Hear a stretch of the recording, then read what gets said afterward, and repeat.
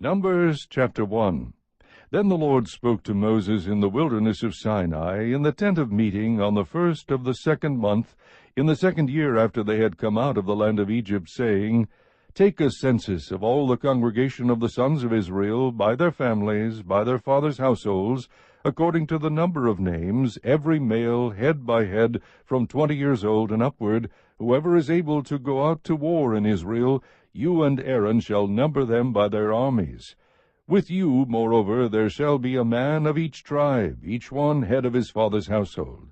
These then are the names of the men who shall stand with you: of Reuben, Elizur the son of Shedeur; of Simeon, Shelumiel the son of Zurishaddai; of Judah, Nahshon the son of Amminadab; of Issachar, Nathanael the son of Zuar; of Zebulun, Eliab the son of Helon; of the sons of Joseph, of Ephraim, Elishama the son of Ammihud; of Manasseh, Gamaliel the son of Pedahzur; of Benjamin, Abidan the son of Gideoni; of Dan, Ahiezer the son of Ammishaddai; of Asher, Pagiel the son of Okran; of Gad, Eliasaph the son of Deuel; of Naphtali, Ahira the son of Enan.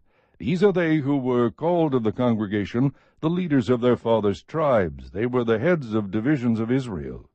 So Moses and Aaron took these men who had been designated by name, and they assembled all the congregation together on the 1st of the 2nd month. Then they registered by ancestry in their families, by their fathers' households, according to the number of names, from 20 years old and upward, head by head, just as the Lord had commanded Moses. So he numbered them in the wilderness of Sinai. Now the sons of Reuben, Israel's firstborn, their genealogical registration, by their families, by their fathers' households, according to the number of names, head by head, every male from 20 years old and upward, whoever was able to go out to war, their numbered men of the tribe of Reuben were 46,500. Of the sons of Simeon, their genealogical registration by their families, by their fathers' households, their numbered men, according to the number of names, head by head, every male from 20 years old and upward, whoever was able to go out to war, their numbered men of the tribe of Simeon were 59,300. Of the sons of Gad, their genealogical registration by their families, by their fathers' households, according to the number of names, from 20 years old and upward, whoever was able to go out to war, their numbered men of the tribe of Gad were 45,650. Of the sons of Judah, their genealogical registration by their families, by their fathers' households, according to the number of names, from 20 years old and upward, whoever was able to go out to war, their numbered men of the tribe of Judah were 74,600. Of the sons of Issachar, their genealogical registration by their families, by their fathers' households, according to the number of names, from 20 years old and upward, whoever was able to go out to war, their numbered men of the tribe of Issachar were 54,400. Of the sons of Zebulun, their genealogical registration by their families, by their fathers' households, according to the number of names, from 20 years old and upward, whoever was able to go out to war, their numbered men of the tribe of Zebulun were 57,400. Of the sons of Joseph, namely of the sons of Ephraim, their genealogical registration by their families, by their fathers' households, according to the number of names, from 20 years old and upward, whoever was able to go out to war, their numbered men of the tribe of Ephraim were 40,500. Of the sons of Manasseh, their genealogical registration by their families, by their fathers' households, according to the number of names, from 20 years old and upward, whoever was able to go out to war, their numbered men of the tribe of Manasseh were 32,200. Of the sons of Benjamin, their genealogical registration by their families, by their fathers' households, according to the number of names, from 20 years old and upward, whoever was able to go out to war, their numbered men of the tribe of Benjamin were 35,400. Of the sons of Dan, their genealogical registration by their families, by their fathers' households, according to the number of names, from 20 years old and upward, whoever was able to go out to war, their numbered men of the tribe of Dan were 62,700. Of the sons of Asher, their genealogical registration by their families, by their fathers' households, according to the number of names, from 20 years old and upward, whoever was able to go out to war, their numbered men of the tribe of Asher were 41,500. Of the sons of Naphtali, their genealogical registration by their families, by their fathers' households, according to the number of names, from 20 years old and upward, whoever was able to go out to war, their numbered men of the tribe of Naphtali were 53,400. These are the sons who were numbered, whom Moses and Aaron numbered, with the leaders of Israel, 12 men, each of whom was of his father's household. So all the numbered men of the sons of Israel by their fathers' households, from 20 years old and upward, whoever was able to go out to war in Israel, even all the numbered men were 603,550. The Levites, however, were not numbered among them by their fathers' tribe, for the Lord had spoken to Moses, saying, Only the tribe of Levi you shall not number, nor shall you take their census among the sons of Israel. But you shall appoint the Levites over the tabernacle of the testimony, and over all its furnishings, and over all that belongs to it. They shall carry the tabernacle and all its furnishings, and they shall take care of it. They shall also camp around the tabernacle. So when the tabernacle is to set out, the Levite shall take it down, and when the tabernacle encamps, the Levite shall set it up. But the layman who comes near shall be put to death. The sons of Israel shall camp, each man by his own camp, and each man by his own standard according to their armies. But the Levite shall camp around the tabernacle of the testimony, so that there will be no wrath on the congregation of the sons of Israel. So the Levite shall keep charge of the tabernacle of the testimony. Thus the sons of Israel did, according to all which the Lord had commanded Moses, so they did. Chapter 2. Now the Lord spoke to Moses and to Aaron, saying, The sons of Israel shall camp, each by his own standard, with the banners of their fathers' households. They shall camp around the tent of meeting at a distance. Now those who camp on the east side toward the sunrise shall be of the standard of the camp of Judah, by their armies, and the leader of the sons of Judah, Nahshon the son of Amminadab, and his army, even their numbered men, 74,600. Those who camp next to him shall be the tribe of Issachar, and the leader of the sons of Issachar, Nathanael the son of Zuar, and his army, even their numbered men, 54,400. Then comes the tribe of Zebulun, and the leader of the sons of Zebulun, Eliab the son of Helon, and his army, even his numbered men, 57,400. The total of the numbered men of the camp of Judah, 186,400 by their armies. They shall set out first. On the south side shall be the standard of the camp of Reuben by their armies, and the leader of the sons of Reuben, Elizur the son of Shedeur, and his army, even their numbered men, 46,500. Those who camp next to him shall be the tribe of Simeon, and the leader of the sons of Simeon, Shelumiel the son of Zerushadai, and his army, even their numbered men, 59,300. Then comes the tribe of Gad, and the leader of the sons of Gad, Eliasaph the son of Deuel, and his army, even their numbered men, 45,650. The total of the numbered men of the camp of Reuben, 151,450 by their armies, and they shall set out second. Then the tent of meeting shall set out with the camp of the Levites in the midst of the camps. Just as they camp, so they shall set out, every man in his place by their standards.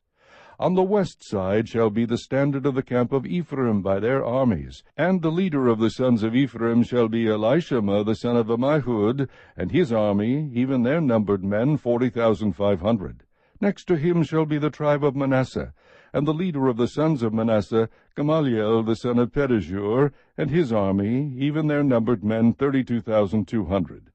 Then comes the tribe of Benjamin, and the leader of the sons of Benjamin, Abidan the son of Gideoni, and his army, even their numbered men, 35,400. The total of the numbered men of the camp of Ephraim, 108,100 by their armies, and they shall set out third.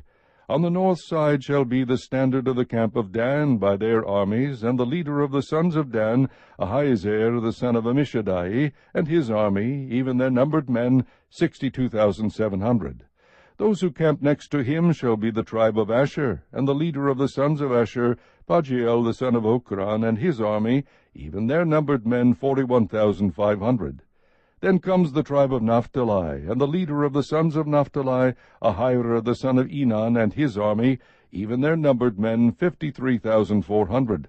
The total of the numbered men of the camp of Dan was 157,600. They shall set out last by their standards. These are the numbered men of the sons of Israel by their fathers' households. The total of the numbered men of the camps by their armies, 603,550. The Levites, however, were not numbered among the sons of Israel, just as the Lord had commanded Moses. Thus the sons of Israel did according to all the Lord commanded Moses. So they camped by their standards, and so they set out, every one by his family according to his father's household. Chapter 3. Now these are the records of the generations of Aaron and Moses at the time when the Lord spoke with Moses on Mount Sinai. These then are the names of the sons of Aaron, Nadab the firstborn, and Abihu, Eleazar, and Ithamar. These are the names of the sons of Aaron, the anointed priests, whom he ordained to serve as priests. But Nadab and Abihu died before the Lord when they offered strange fire before the Lord in the wilderness of Sinai, and they had no children. So Eleazar and Ithamar served as priests in the lifetime of their father Aaron. Then the Lord spoke to Moses, saying, Bring the tribe of Levi near, and set them before Aaron the priest, that they may serve him. They shall perform the duties for him and for the whole congregation before the tent of meeting, to do the service of the tabernacle. They shall also keep all the furnishings of the tent of meeting, along with the duties of the sons of Israel, to do the service of the tabernacle. You shall thus give the Levites to Aaron and to his sons. They are wholly given to him from among the sons of Israel. So you shall appoint Aaron and his sons, that they may keep their priesthood, but the layman who comes near shall be put to death. Again the Lord spoke to Moses, saying, Now behold, I have taken the Levites from among the sons of Israel instead of every firstborn, the first issue of the womb among the sons of Israel. So the Levites shall be mine, for all the firstborn are mine. On the day that I struck down all the firstborn in the land of Egypt, I sanctified to myself all the firstborn in Israel, from man to beast. They shall be mine. I am the Lord. Then the Lord spoke to Moses in the wilderness of Sinai, saying, Number the sons of Levi by their fathers' households, by their families, every male from a month old and upward you shall number. So Moses numbered them according to the word of the Lord, just as he had been commanded. These then are the sons of Levi by their names, Gershon and Kohath and Merari. These are the names of the sons of Gershon by their families, Libni and Shimei. And the sons of Kohath by their families, Amram and Ishar, Hebron and Uzziel. And the sons of Merari by their families, Malai and Mushai. These are the families of the Levites according to their fathers' households. Of Gershon was the family of the Libnites, and the family of the Shimeites. These were the families of the Gershonites. Their numbered men, in the numbering of every male from a month old and upward, even their numbered men were 7,500. The families of the Gershonites were to camp behind the tabernacle westward, and the leader of the fathers' households of the Gershonites was Eliasaph the son of Lael.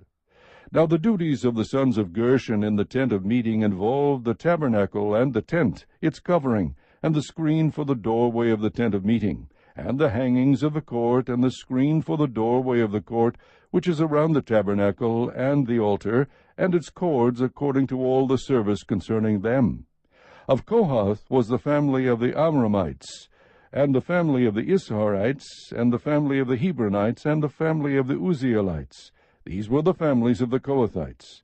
In the numbering of every male from a month old and upward, there were 8,600 performing the duties of the sanctuary. The families of the sons of Kohath were to camp on the southward side of the tabernacle, and the leader of the fathers' households of the Kohathite families was Elisaphan, the son of Uzziel. Now their duties involved the ark, the table, the lampstand, the altars, and the utensils of the sanctuary with which they ministered, and the screen and all the service concerning them. And Eleazar the son of Aaron the priest was the chief of the leaders of Levi, and had the oversight of those who performed the duties of the sanctuary. Of Merari was the family of the Mahlites, and the family of the Mushites. These were the families of Merari. Their numbered men in the numbering of every male from a month old and upward were 6,200. The leader of the fathers' households of the families of Merari was Zuriel the son of Abihail. They were to camp on the northward side of the tabernacle.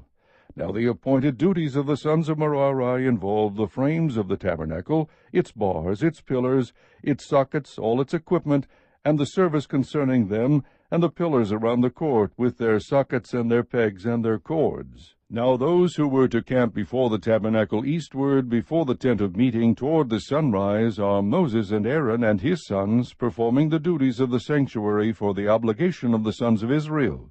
But the layman coming near was to be put to death.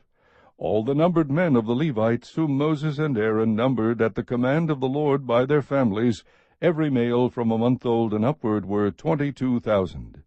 Then the Lord said to Moses, Number every firstborn male of the sons of Israel from a month old and upward, and make a list of their names. You shall take the Levites for me, I am the Lord, instead of all the firstborn among the sons of Israel, and the cattle of the Levites instead of all the firstborn among the cattle of the sons of Israel.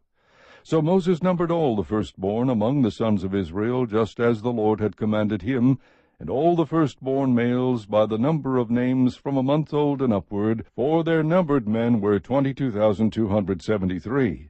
Then the Lord spoke to Moses, saying, Take the Levites instead of all the firstborn among the sons of Israel, and the cattle of the Levites, and the Levites shall be mine. I am the Lord. For the ransom of the 273 of the firstborn of the sons of Israel, who are in excess beyond the Levites, you shall take 5 shekels apiece per head. You shall take them in terms of the shekel of the sanctuary, the shekel is 20 gerahs, and give the money, the ransom of those who are in excess among them, to Aaron and to his sons.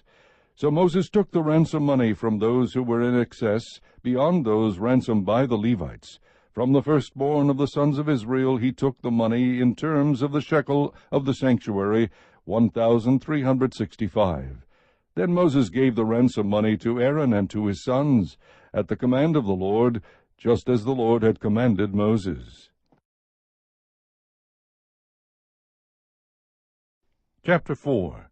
Then the Lord spoke to Moses and to Aaron, saying, Take a census of the descendants of Kohath from among the sons of Levi by their families, by their fathers' households, from 30 years and upward, even to 50 years old, all who enter the service to do the work in the tent of meeting. This is the work of the descendants of Kohath in the tent of meeting concerning the most holy things. When the camp sets out, Aaron and his sons shall go in, and they shall take down the veil of the screen, and cover the ark of the testimony with it.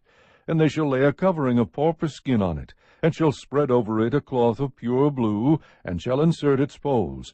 Over the table of the bread of the presence they shall also spread a cloth of blue, and put on it the dishes and the pans and the sacrificial bowls, and the jars for the drink offering, and the continual bread shall be on it. They shall spread over them a cloth of scarlet material, and cover the same with a covering of porpoise skin, and they shall insert its poles. Then they shall take a blue cloth, and cover the lampstand for the light, along with its lamps, and its snuffers, and its trays, and all its oil vessels, by which they serve it. And they shall put it and all its utensils in a covering of porpoise skin, and shall put it on the carrying bars. Over the golden altar they shall spread a blue cloth, and cover it with a covering of porpoise skin, and shall insert its poles. And they shall take all the utensils of service with which they serve in the sanctuary, and put them in a blue cloth, and cover them with a covering of porpoise skin, and put them on the carrying bars. Then they shall take away the ashes from the altar, and spread a purple cloth over it. They shall also put on it all its utensils by which they serve in connection with it, the firepans, the forks and shovels, and the basins, all the utensils of the altar, and they shall spread a cover of porpoise skin over it, and insert its poles. When Aaron and his sons have finished covering the holy objects and all the furnishings of the sanctuary, when the camp is to set out, after that the sons of Kohath shall come to carry them, so that they will not touch the holy objects and die. These are the things in the tent of meeting which the sons of Kohath are to carry.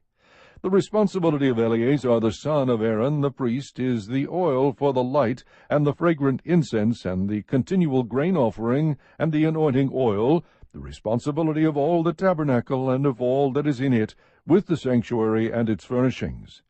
Then the Lord spoke to Moses and to Aaron, saying, Do not let the tribe of the families of the Kohathites be cut off from among the Levites, but do this to them that they may live, and not die, when they approach the most holy objects. Aaron and his sons shall go in and assign each of them to his work and to his load. But they shall not go in to see the holy objects, even for a moment, or they will die. Then the Lord spoke to Moses, saying, Take a census of the sons of Gershon also, by their fathers' households, by their families, from 30 years and upward to 50 years old. You shall number them, all who enter to perform the service to do the work in the tent of meeting. This is the service of the families of the Gershonites in serving and in carrying. They shall carry the curtains of the tabernacle and the tent of meeting with its covering and the covering of porpoise skin that is on top of it, and the screen for the doorway of the tent of meeting, and the hangings of the court, and the screen for the doorway of the gate of the court, which is around the tabernacle and the altar, and their cords and all the equipment for their service. And all that is to be done they shall perform.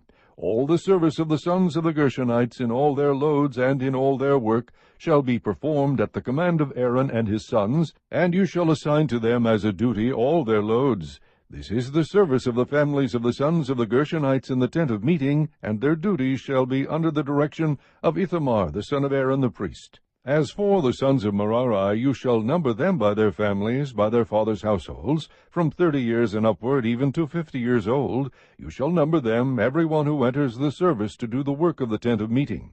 Now this is the duty of their loads, for all their service in the tent of meeting, the boards of the tabernacle, and its bars, and its pillars, and its sockets, and the pillars around the court, and their sockets, and their pegs, and their cords, with all their equipment, and with all their service. And you shall assign each man by name the items he is to carry. This is the service of the families of the sons of Merari, according to all their service in the tent of meeting, under the direction of Ithamar the son of Aaron the priest. So Moses and Aaron and the leaders of the congregation numbered the sons of the Kohathites by their families and by their fathers' households, from 30 years and upward, even to 50 years old, every one who entered the service for work in the tent of meeting. Their numbered men by their families were 2,750. These are the numbered men of the Kohathite families, every one who was serving in the tent of meeting, whom Moses and Aaron numbered according to the commandment of the Lord through Moses.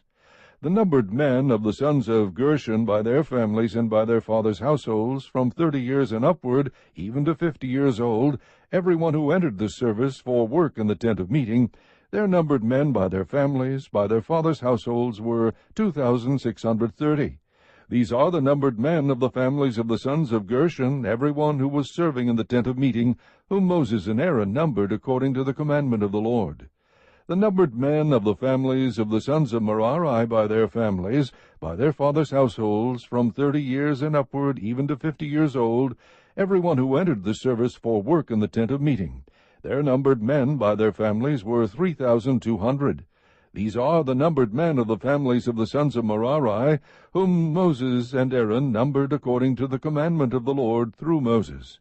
All the numbered men of the Levites, whom Moses and Aaron and the leaders of Israel numbered, by their families and by their fathers' households, from 30 years and upward, even to 50 years old, every one who could enter to do the work of service and the work of carrying in the tent of meeting, their numbered men were 8,580. According to the commandment of the Lord through Moses, they were numbered, every one by his serving or carrying.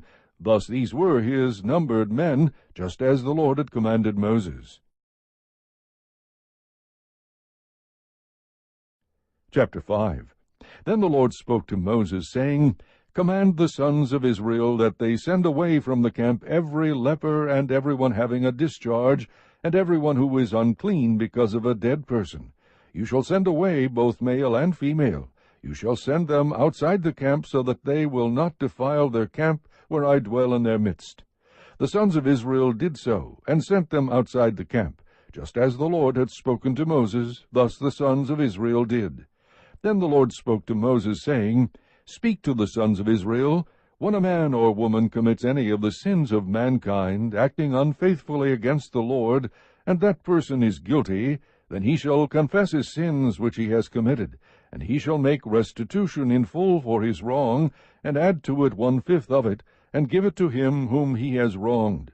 But if the man has no relative to whom restitution may be made for the wrong, the restitution which is made for the wrong must go to the Lord for the priest, besides the ram of atonement by which atonement is made for him. Also every contribution pertaining to all the holy gifts of the sons of Israel, which they offer to the priest, shall be his. So every man's holy gifts shall be his. Whatever any man gives to the priest, it becomes his.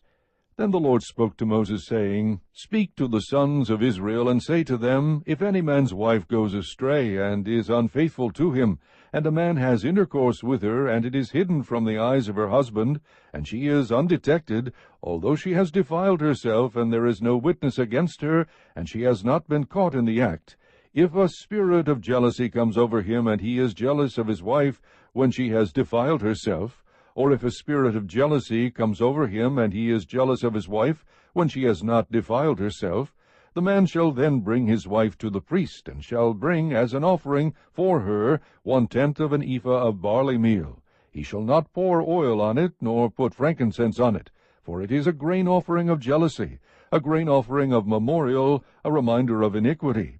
Then the priest shall bring her near, and have her stand before the Lord, and the priest shall take holy water in an earthenware vessel. And he shall take some of the dust that is on the floor of the tabernacle, and put it into the water. The priest shall then have the woman stand before the Lord, and let the hair of the woman's head go loose, and place the grain offering of memorial in her hands, which is the grain offering of jealousy. And in the hand of the priest is to be the water of bitterness that brings a curse. The priest shall have her take an oath, and shall say to the woman, If no man has lain with you, and if you have not gone astray into uncleanness, being under the authority of your husband, be immune to this water of bitterness that brings a curse. If you, however, have gone astray, being under the authority of your husband, and if you have defiled yourself, and a man other than your husband has had intercourse with you, then the priest shall have the woman swear with the oath of the curse, and the priest shall say to the woman, The Lord make you a curse and an oath among your people by the Lord's making your thigh waste away, and your abdomen swell. And this water that brings a curse shall go into your stomach, and make your abdomen swell, and your thigh waste away. And the woman shall say, Amen, Amen. The priest shall then write these curses on a scroll, and he shall wash them off into the water of bitterness. Then he shall make the woman drink the water of bitterness that brings a curse, so that the water which brings a curse will go into her and cause bitterness. The priest shall take the grain offering of jealousy from the woman's hand, and he shall wave the grain offering before the Lord, and bring it to the altar. And the priest shall take a handful of the grain offering as its memorial offering, and offer it up in smoke on the altar. And afterward he shall make the woman drink the water. When he has made her drink the water, then it shall come about, if she has defiled herself, and has been unfaithful to her husband, that the water which brings a curse will go into her, and cause bitterness, and her abdomen will swell, and her thigh will waste away, and the woman will become a curse among her people. But if the woman has not defiled herself, and is clean, she will then be free, and conceive children. This is the law of jealousy, when a wife, being under the authority of her husband, goes astray and defiles herself, or when a spirit of jealousy comes over a man, and he is jealous of his wife. He shall then make the woman stand before the Lord, and the priest shall apply all this law to her. Moreover, the man will be free from guilt, but that woman shall bear her guilt. Chapter 6. Again the Lord spoke to Moses, saying, Speak to the sons of Israel, and say to them, When a man or woman makes a special vow, the vow of a Nazirite, to dedicate himself to the Lord, he shall abstain from wine and strong drink. He shall drink no vinegar, whether made from wine or strong drink, nor shall he drink any grape juice, nor eat fresh or dried grapes. All the days of his separation he shall not eat anything that is produced by the grapevine, from the seeds even to the skin. All the days of his vow of separation no razor shall pass over his head. He shall be holy until the days are fulfilled, for which he separated himself to the Lord. He shall let the locks of hair on his head grow long. All the days of his separation to the Lord he shall not go near to a dead person. He shall not make himself unclean for his father or for his mother, for his brother or for his sister, when they die, because his separation to God is on his head. All the days of his separation he is holy to the Lord. But if a man dies very suddenly beside him, and he defiles his dedicated head of hair, then he shall shave his head on the day when he becomes clean. He shall shave it on the 7th day. Then on the 8th day he shall bring 2 turtle-doves or 2 young pigeons to the priest, to the doorway of the tent of meeting. The priest shall offer one for a sin offering and the other for a burnt offering, and make atonement for him concerning his sin because of the dead person. And that same day he shall consecrate his head, and shall dedicate to the Lord his days as a Nazarite, and shall bring a male lamb 1 year old for a guilt offering. But the former days will be void because his separation was defiled. Now this is the law of the Nazarite. When the days of his separation are fulfilled, he shall bring the offering to the doorway of the tent of meeting. He shall present his offering to the Lord, 1 male lamb 1 year old without defect for a burnt offering, and 1 ewe lamb 1 year old without defect for a sin offering, and 1 ram without defect for a peace offering, and a basket of unleavened cakes of fine flour mixed with oil, and unleavened wafers spread with oil, along with their grain offering and their drink offering. Then the priest shall present them before the Lord, and shall offer his sin offering and his burnt offering. He shall also offer the ram for a sacrifice of peace offerings to the Lord, together with a basket of unleavened cakes. The priest shall likewise offer its grain offering and its drink offering. The Nazarite shall then shave his dedicated head of hair at the doorway of the tent of meeting, and take the dedicated hair of his head, and put it on the fire, which is under the sacrifice of peace offerings. The priest shall take the ram's shoulder when it has been boiled, and 1 unleavened cake out of the basket, and 1 unleavened wafer, and shall put them on the hands of the Nazarite after he has shaved his dedicated hair. Then the priest shall wave them for a wave offering before the Lord. It is holy for the priest, together with a breast offering by waving, and the thigh offered by lifting up. And afterward the Nazarite may drink wine. This is the law of the Nazarite, who vows his offering to the Lord, according to his separation, in addition to what else he can afford. According to his vow which he takes, so he shall do according to the law of his separation. Then the Lord spoke to Moses, saying, Speak to Aaron and to his sons, saying, Thus you shall bless the sons of Israel. You shall say to them, The Lord bless you and keep you. The Lord make his face shine upon you, and be gracious to you. The Lord lift up his countenance on you, and give you peace. So they shall invoke my name on the sons of Israel, and I then will bless them. Chapter 7. Now on the day that Moses had finished setting up the tabernacle, he anointed it, and consecrated it with all its furnishings, and the altar, and all its utensils. He anointed them, and consecrated them also. Then the leaders of Israel, the heads of their fathers' households, made an offering. They were the leaders of the tribes, they were the ones who were over the numbered men. When they brought their offering before the Lord, 6 covered carts and 12 oxen, a cart for every 2 of the leaders, and an ox for each one, then they presented them before the tabernacle. Then the Lord spoke to Moses, saying, Accept these things from them, that they may be used in the service of the tent of meeting, and you shall give them to the Levites, to each man according to his service. So Moses took the carts and the oxen, and gave them to the Levites. 2 carts and 4 oxen he gave to the sons of Gershon, according to their service, and 4 carts and 8 oxen he gave to the sons of Merari, according to their service, under the direction of Ithamar the son of Aaron the priest. But he did not give any to the sons of Kohath, because theirs was the service of the holy objects, which they carried on the shoulder. The leaders offered the dedication offering for the altar when it was anointed, so the leaders offered their offering before the altar. Then the Lord said to Moses, Let them present their offering 1 liter each day for the dedication of the altar. Now the one who presented his offering on the first day was Nahshon the son of Amminadab, of the tribe of Judah, and his offering was 1 silver dish whose weight was 130 shekels, 1 silver bowl of 70 shekels, according to the shekel of the sanctuary. both of them full of fine flour mixed with oil for a grain offering, 1 gold pan of 10 shekels full of incense, 1 bull, 1 ram, 1 male lamb 1 year old, for a burnt offering, 1 male goat for a sin offering, and for the sacrifice of peace offerings, 2 oxen, 5 rams, 5 male goats, 5 male lambs 1 year old. This was the offering of Nahshon the son of Amminadab. On the second day, Nathanael the son of Zuar, leader of Issachar, presented an offering.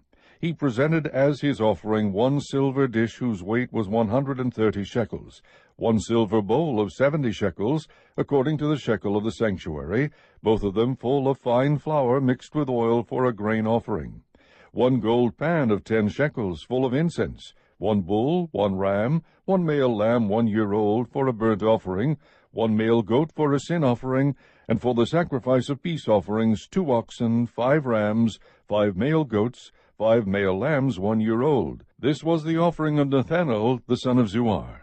On the third day it was Eliab the son of Helon, leader of the sons of Zebulun. His offering was 1 silver dish whose weight was 130 shekels, 1 silver bowl of 70 shekels according to the shekel of the sanctuary, both of them full of fine flour mixed with oil for a grain offering, 1 gold pan of 10 shekels full of incense, 1 young bull, 1 ram, 1 male lamb 1 year old for a burnt offering, 1 male goat for a sin offering, and for the sacrifice of peace offerings 2 oxen, 5 rams, 5 male goats, 5 male lambs 1 year old. This was the offering of Eliab the son of Helon. On the fourth day it was Elizur the son of Shedeur, leader of the sons of Reuben. His offering was 1 silver dish whose weight was 130 shekels, 1 silver bowl of 70 shekels, according to the shekel of the sanctuary, both of them full of fine flour mixed with oil for a grain offering, 1 gold pan of 10 shekels full of incense, 1 bull, 1 ram, 1 male lamb 1 year old for a burnt offering, 1 male goat for a sin offering, and for the sacrifice of peace offerings 2 oxen, 5 rams, 5 male goats, 5 male lambs 1 year old. This was the offering of Elizur the son of Shedeur. On the fifth day it was Shelumiel the son of Zurishaddai, leader of the children of Simeon.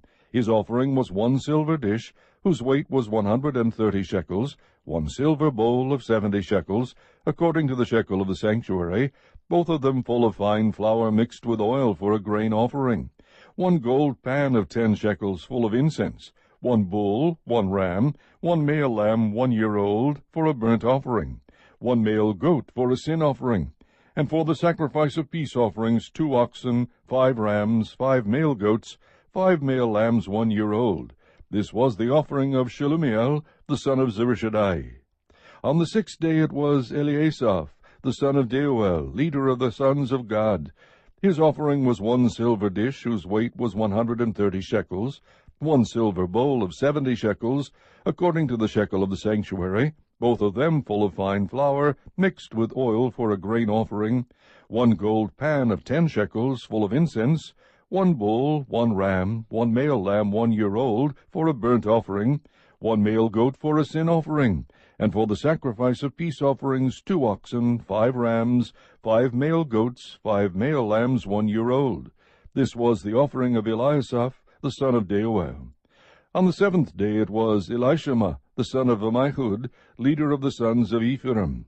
His offering was 1 silver dish whose weight was 130 shekels, 1 silver bowl of 70 shekels, according to the shekel of the sanctuary, both of them full of fine flour mixed with oil for a grain offering, 1 gold pan of 10 shekels full of incense, 1 bull, 1 ram, 1 male lamb 1 year old for a burnt offering, 1 male goat for a sin offering, and for the sacrifice of peace offerings 2 oxen, 5 rams, 5 male goats, 5 male lambs 1 year old.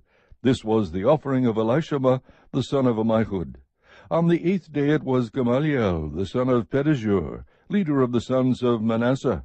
His offering was 1 silver dish whose weight was 130 shekels, 1 silver bowl of 70 shekels according to the shekel of the sanctuary, both of them full of fine flour mixed with oil for a grain offering, 1 gold pan of 10 shekels full of incense, 1 bull, 1 ram, 1 male lamb 1 year old for a burnt offering, 1 male goat for a sin offering, And for the sacrifice of peace offerings, 2 oxen, 5 rams, 5 male goats, 5 male lambs 1 year old. This was the offering of Gamaliel, the son of Pedahzur.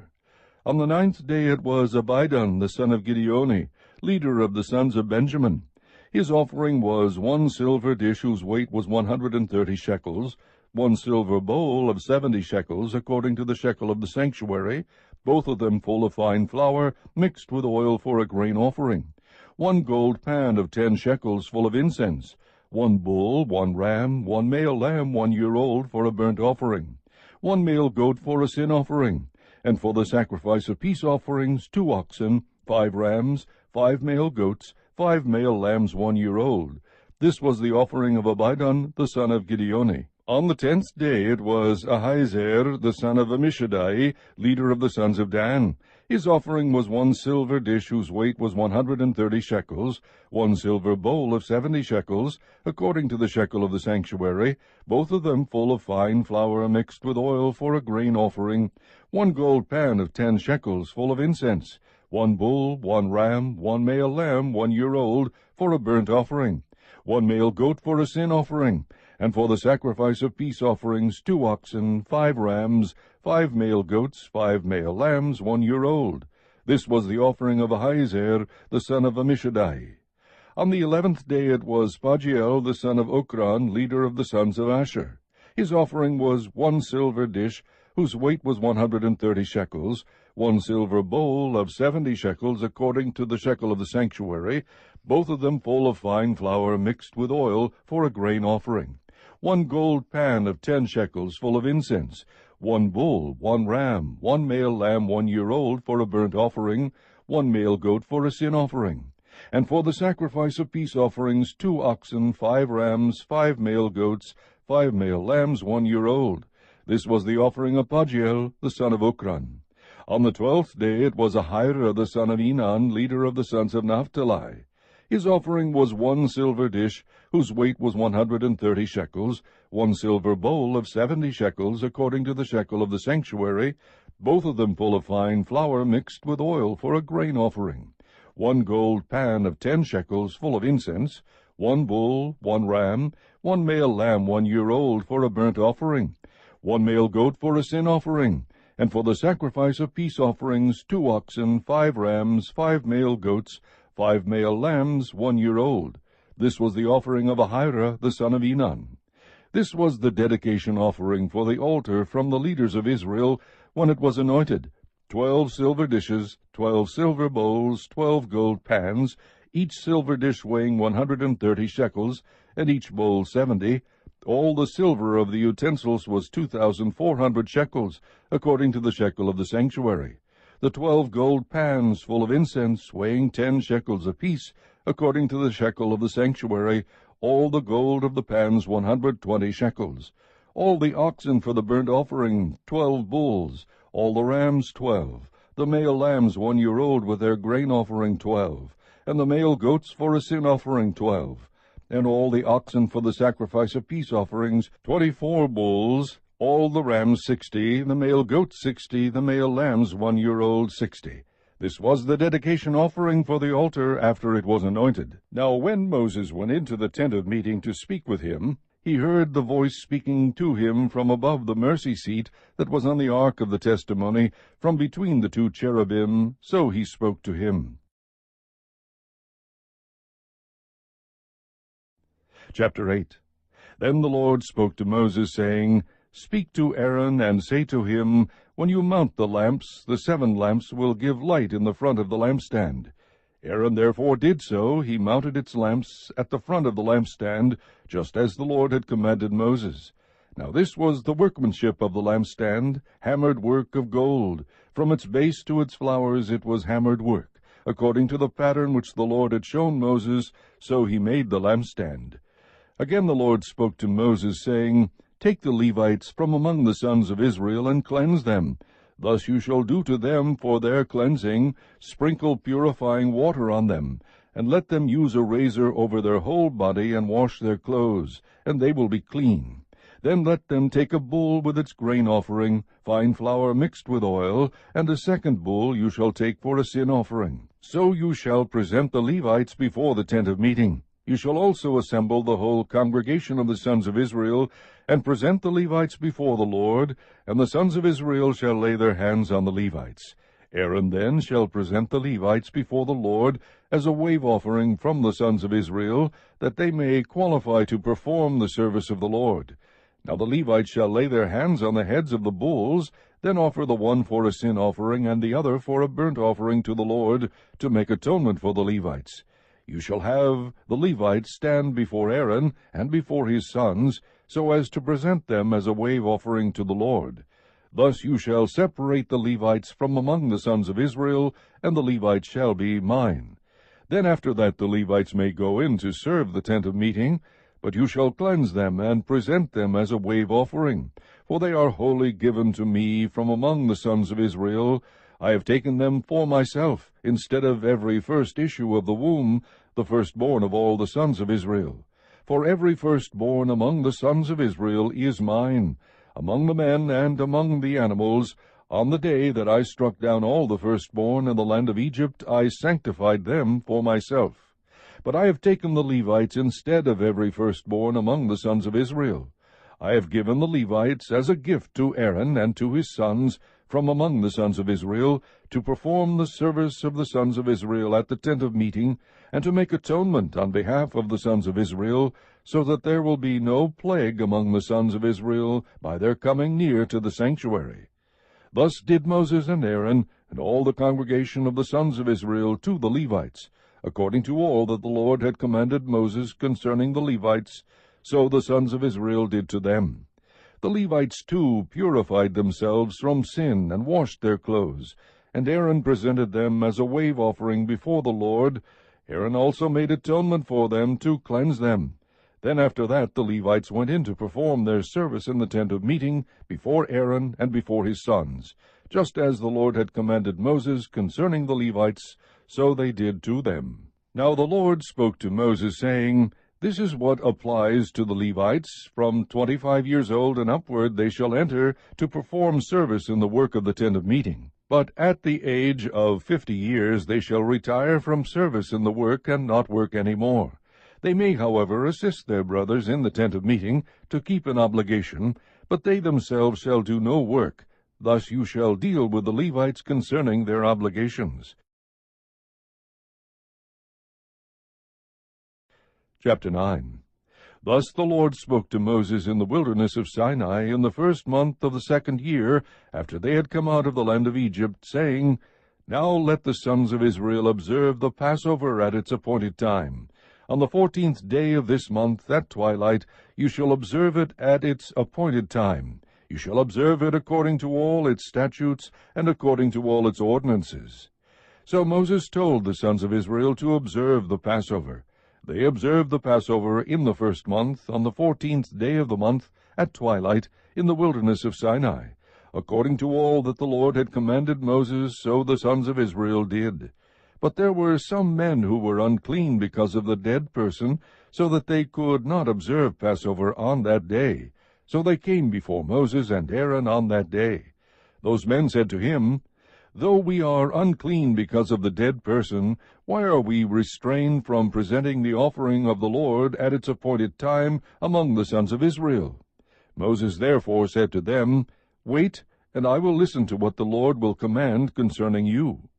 Then the Lord spoke to Moses, saying, Speak to the sons of Israel, saying, If any one of you or of your generations becomes unclean because of a dead person, or is on a distant journey, he may, however, observe the Passover to the Lord.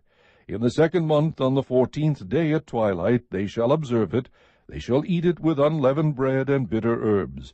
They shall leave none of it until morning, nor break a bone of it.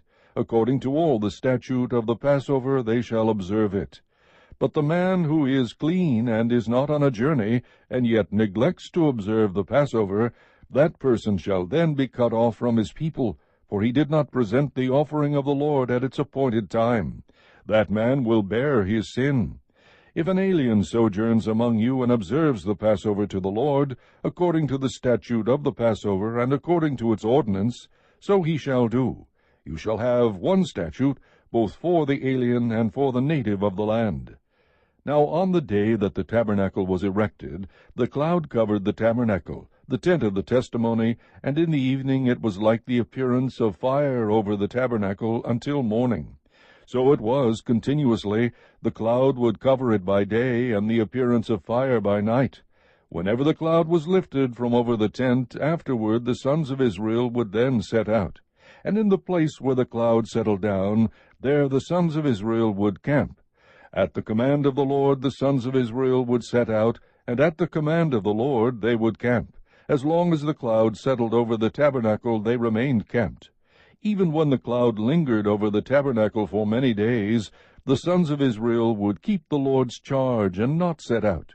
If sometimes the cloud remained a few days over the tabernacle, according to the command of the Lord they remained camped. Then according to the command of the Lord they set out. If sometimes the cloud remained from evening until morning, when the cloud was lifted in the morning, they would move out. Or if it remained in the daytime and at night, whenever the cloud was lifted they would set out. Whether it was 2 days or a month or a year that the cloud lingered over the tabernacle, staying above it, the sons of Israel remained camped and did not set out. But when it was lifted they did set out. At the command of the Lord they camped, and at the command of the Lord they set out. They kept the Lord's charge, according to the command of the Lord, through Moses. Chapter 10. The Lord spoke further to Moses, saying, Make yourself 2 trumpets of silver, of hammered work you shall make them, and you shall use them for summoning the congregation, and for having the camp set out. When both are blown, all the congregation shall gather themselves to you at the doorway of the tent of meeting. Yet if only one is blown, then the leaders, the heads of the divisions of Israel, shall assemble before you. But when you blow an alarm, the camps that are pitched on the east side shall set out. When you blow an alarm the second time, the camps that are pitched on the south side shall set out. An alarm is to be blown for them to set out. When convening the assembly, however, you shall blow without sounding an alarm. The priestly sons of Aaron, moreover, shall blow the trumpets, and this shall be for you a perpetual statute throughout your generations. When you go to war in your land against the adversary who attacks you, then you shall sound an alarm with the trumpets, that you may be remembered before the Lord your God, and be saved from your enemies. Also in the day of your gladness, and in your appointed feasts, and on the first days of your months, you shall blow the trumpets over your burnt offerings, and over the sacrifices of your peace offerings, and they shall be as a reminder of you before your God. I am the Lord your God. Now in the 2nd year, in the 2nd month, on the 20th of the month, the cloud was lifted from over the tabernacle of the testimony, and the sons of Israel set out on their journeys from the wilderness of Sinai. Then the cloud settled down in the wilderness of Paran. So they moved out for the first time according to the commandment of the Lord through Moses. The standard of the camp of the sons of Judah, according to their armies, set out first, with Nahshon the son of Amminadab over its army, and Nethanel the son of Zuar over the tribal army of the sons of Issachar, and Eliab the son of Helon over the tribal army of the sons of Zebulun. Then the tabernacle was taken down, and the sons of Gershon and the sons of Merari, who were carrying the tabernacle, set out. Next the standard of the camp of Reuben, according to their armies, set out with Elizur the son of Shedeur over its army, and Shelumiel the son of Zurishaddai over the tribal army of the sons of Simeon, and Eliasaph the son of Deuel was over the tribal army of the sons of Gad. Then the Kohathites set out, carrying the holy objects, and the tabernacle was set up before their arrival. Next the standard of the camp of the sons of Ephraim, according to their armies, was set out, with Elishama the son of Ammihud over its army, and Gamaliel the son of Pedahzur over the tribal army of the sons of Manasseh, and Abidan the son of Gideoni over the tribal army of the sons of Benjamin. Then the standard of the camp of the sons of Dan, according to their armies, which formed the rear guard for all the camps, set out, with Ahiezer the son of Ammishaddai over its army, and Pagiel the son of Okran over the tribal army of the sons of Asher, and Ahira the son of Enan over the tribal army of the sons of Naphtali. This was the order of march of the sons of Israel by their armies as they set out. Then Moses said to Hobab the son of Reuel the Midianite, Moses' father-in-law, We are setting out to the place of which the Lord said, I will give it to you. Come with us, and we will do you good, for the Lord has promised good concerning Israel. But he said to him, I will not come, but rather will go to my own land and relatives. Then he said, Please do not leave us, inasmuch as you know where we should camp in the wilderness, and you will be as eyes for us. So it will be, if you go with us, that whatever good the Lord does for us, we will do for you. Thus they set out from the mount of the Lord 3 days' journey, with the ark of the covenant of the Lord journeying in front of them for the 3 days, to seek out a resting place for them. The cloud of the Lord was over them by day when they set out from the camp. Then it came about when the ark set out that Moses said, Rise up, O Lord, and let your enemies be scattered, and let those who hate you flee before you. When it came to rest, he said, Return, O Lord, to the myriad thousands of Israel. Chapter 11. Now the people became like those who complain of adversity in the hearing of the Lord, and when the Lord heard it, his anger was kindled, and the fire of the Lord burned among them and consumed some of the outskirts of the camp. The people therefore cried out to Moses, and Moses prayed to the Lord, and the fire died out. So the name of that place was called Taberah, because the fire of the Lord burned among them. The rabble who were among them had greedy desires, and also the sons of Israel wept again, and said, Who will give us meat to eat? We remember the fish which we used to eat free in Egypt, the cucumbers and the melons and the leeks and the onions and the garlic. But now our appetite is gone. There is nothing at all to look at except this manna. Now the manna was like coriander seed, and its appearance like that of bdellium.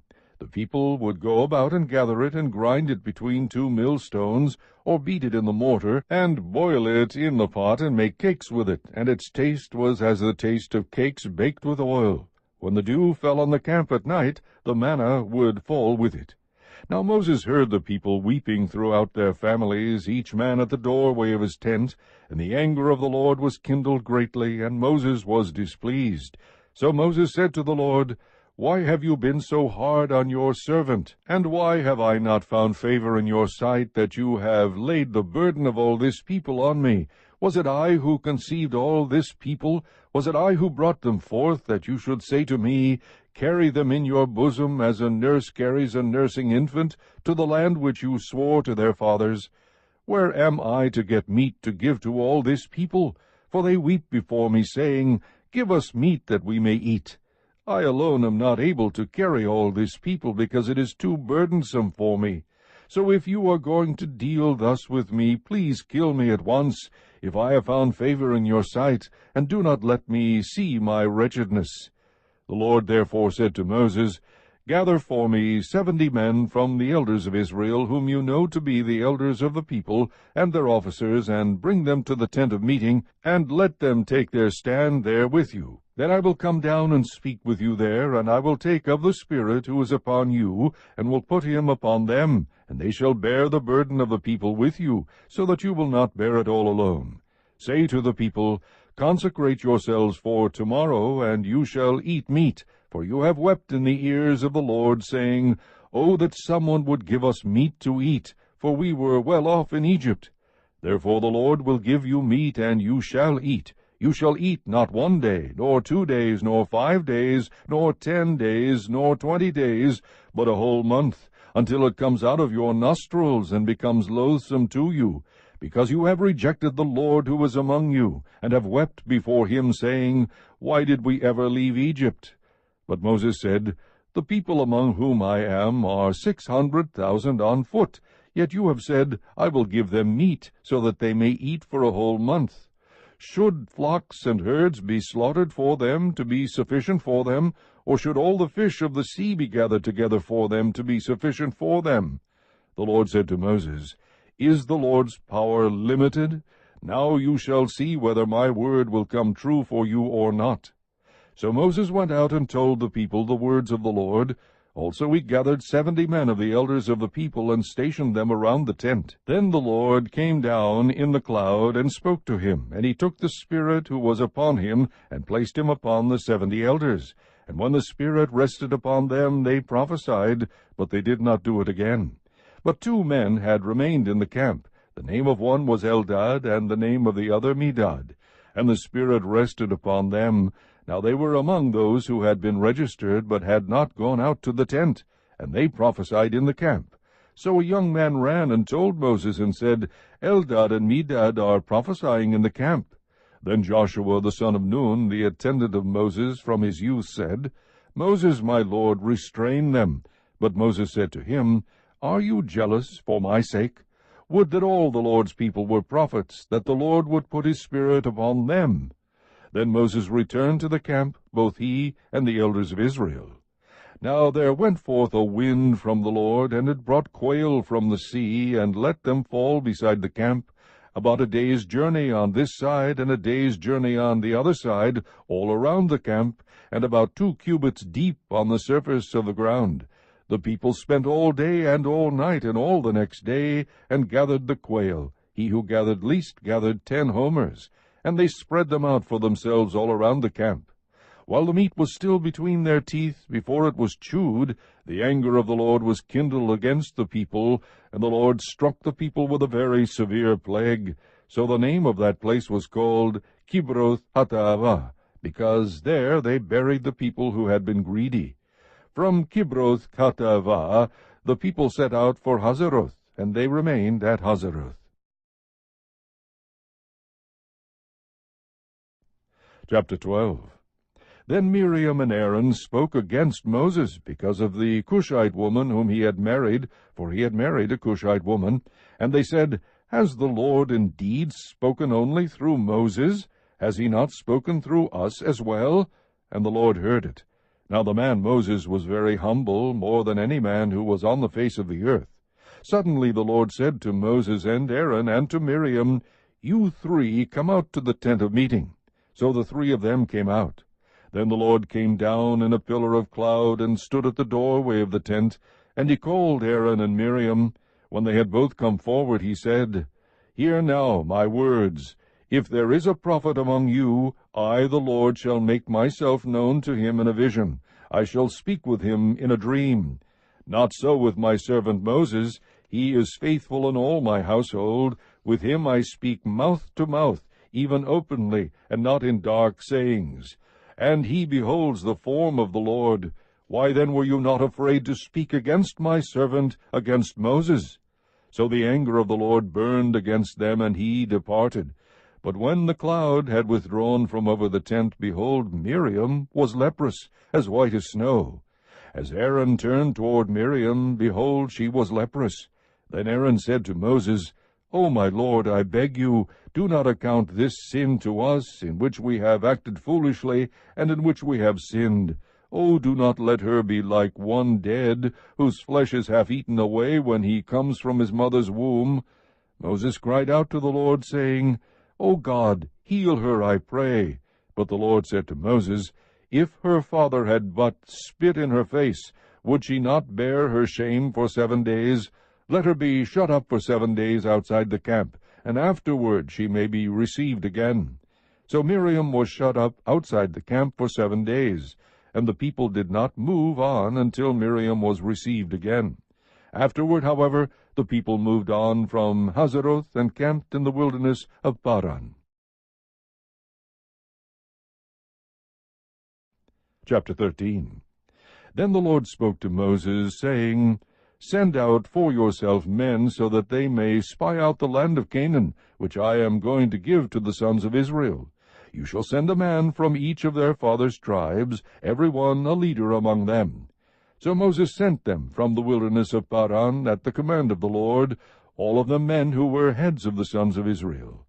These then were their names: from the tribe of Reuben, Shammua the son of Zakur; from the tribe of Simeon, Shaphat the son of Hori; from the tribe of Judah, Caleb the son of Jephunneh; from the tribe of Issachar, Igal the son of Joseph; from the tribe of Ephraim, Hoshea the son of Nun; from the tribe of Benjamin, Paltai the son of Raphu; from the tribe of Zebulun, Gadiel the son of Sodai; from the tribe of Joseph; from the tribe of Manasseh, Gadai the son of Susai; from the tribe of Dan, Amiel the son of Gamalai; from the tribe of Asher, Sethur the son of Michael; from the tribe of Naphtali, Nabai the son of Vophsai; From the tribe of Gad, Geuel the son of Machi.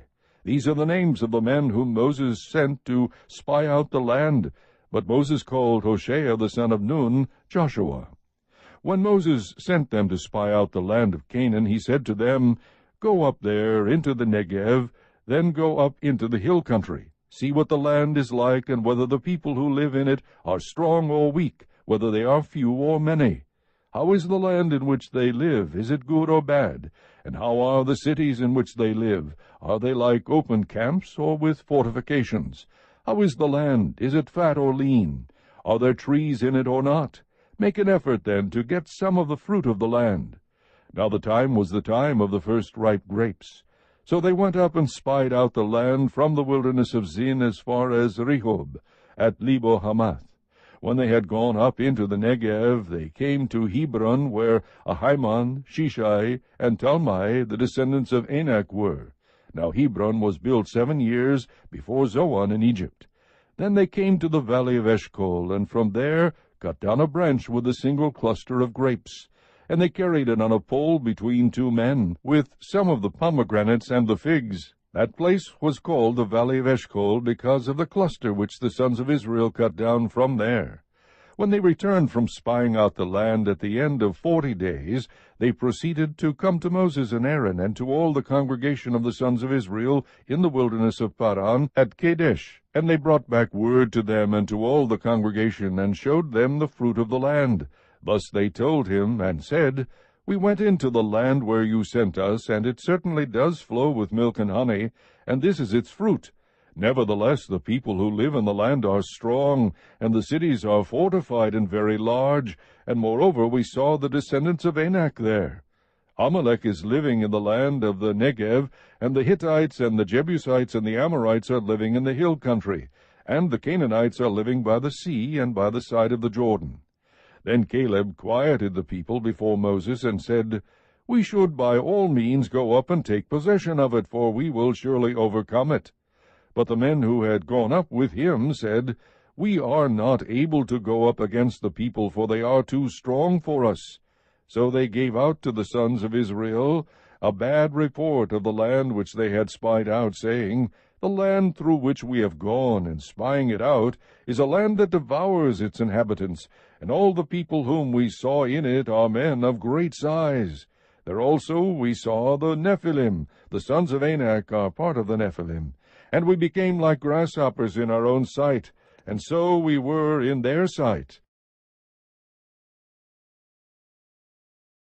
Chapter 14. Then all the congregation lifted up their voices and cried, and the people wept that night. All the sons of Israel grumbled against Moses and Aaron, and the whole congregation said to them, Would that we had died in the land of Egypt, or would that we had died in this wilderness! Why is the Lord bringing us into this land, to fall by the sword? Our wives and our little ones will become plunder. Would it not be better for us to return to Egypt? So they said to one another, Let us appoint a leader and return to Egypt. Then Moses and Aaron fell on their faces in the presence of the assembly of the congregation of the sons of Israel. Joshua the son of Nun and Caleb the son of Jephunneh, of those who had spied out the land, tore their clothes. And they spoke to all the congregation of the sons of Israel, saying, The land which we passed through to spy out is an exceedingly good land. If the Lord is pleased with us, then he will bring us into this land and give it to us, a land which flows with milk and honey. Only do not rebel against the Lord, and do not fear the people of the land, for they will be our prey. Their protection has been removed from them, and the Lord is with us. Do not fear them. But all the congregation said, To stone them with stones.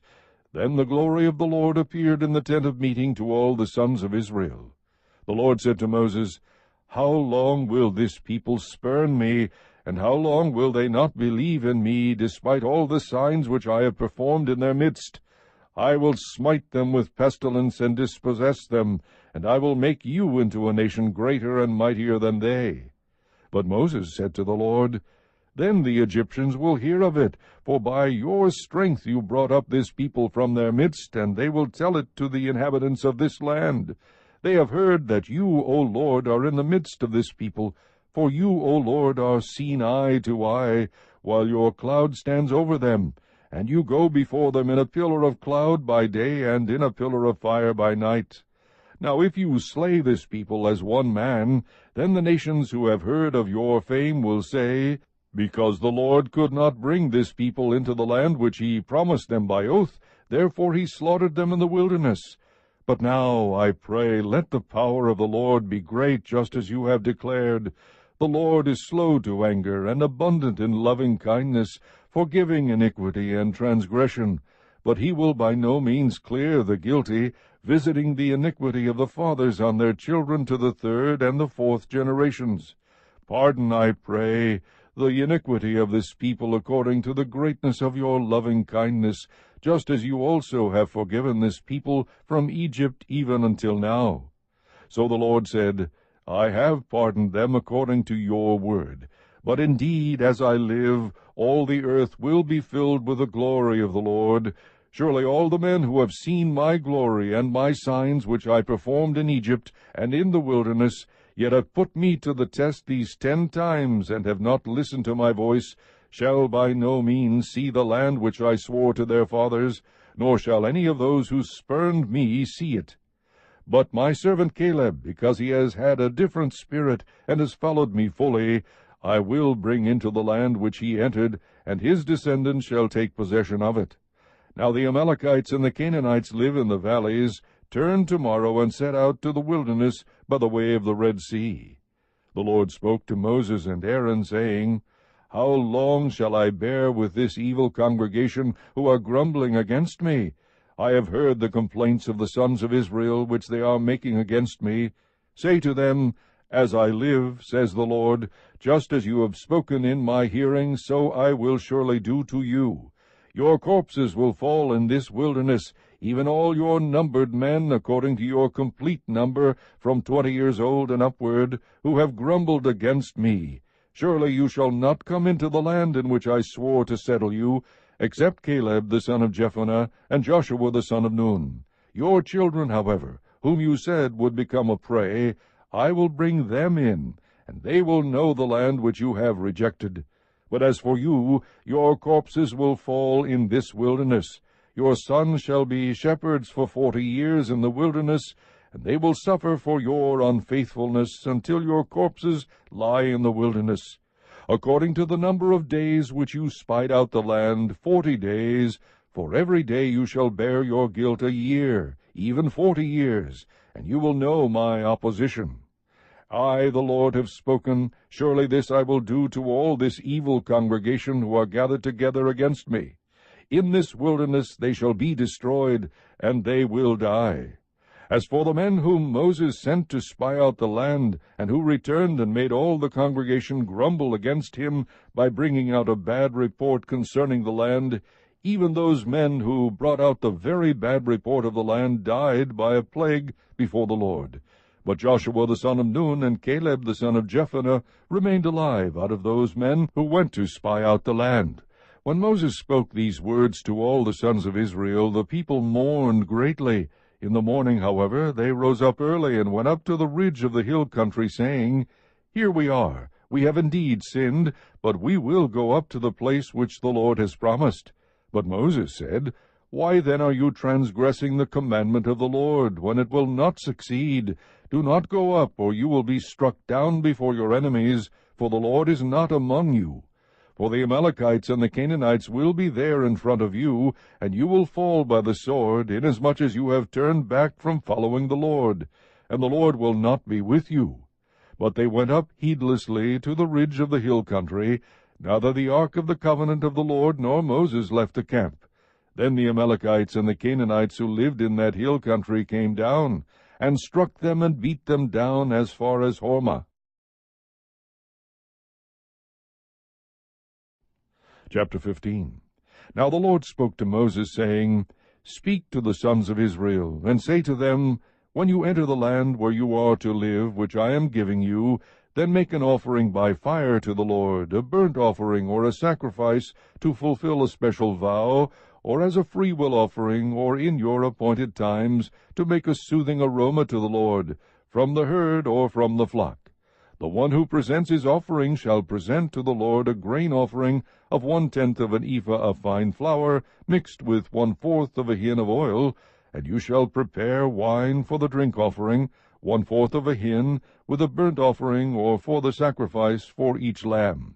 Or for a ram you shall prepare as a grain offering 2/10 of an ephah of fine flour, mixed with 1/3 of a hin of oil, and for the drink offering you shall offer 1/3 of a hin of wine as a soothing aroma to the Lord. When you prepare a bull as a burnt offering or a sacrifice, to fulfill a special vow, or for peace offerings to the Lord, then you shall offer with the bull a grain offering of 3/10 of an ephah of fine flour, mixed with 1/2 a hin of oil, and you shall offer as the drink offering 1/2 a hin of wine, as an offering by fire, as a soothing aroma to the Lord. Thus it shall be done for each ox, or for each ram, and for each of the male lambs, or of the goats. According to the number that you prepare, so you shall do for everyone according to their number. All who are native shall do these things in this manner, in presenting an offering by fire, as a soothing aroma to the Lord. If an alien sojourns with you, or one who may be among you throughout your generations, and he wishes to make an offering by fire, as a soothing aroma to the Lord, just as you do so, he shall do so. As for the assembly, there shall be one statute for you and for the alien who sojourns with you, a perpetual statute throughout your generations. As you are, so shall the alien be before the Lord. There is to be one law, and one ordinance for you and for the alien who sojourns with you. Then the Lord spoke to Moses, saying, Speak to the sons of Israel, and say to them, When you enter the land where I bring you, then it shall be that when you eat the food of the land you shall lift up an offering to the Lord. Of the first of your dough you shall lift up a cake as an offering. As the offering of the threshing floor, so you shall lift it up. From the first of your dough you shall give to the Lord an offering throughout your generations.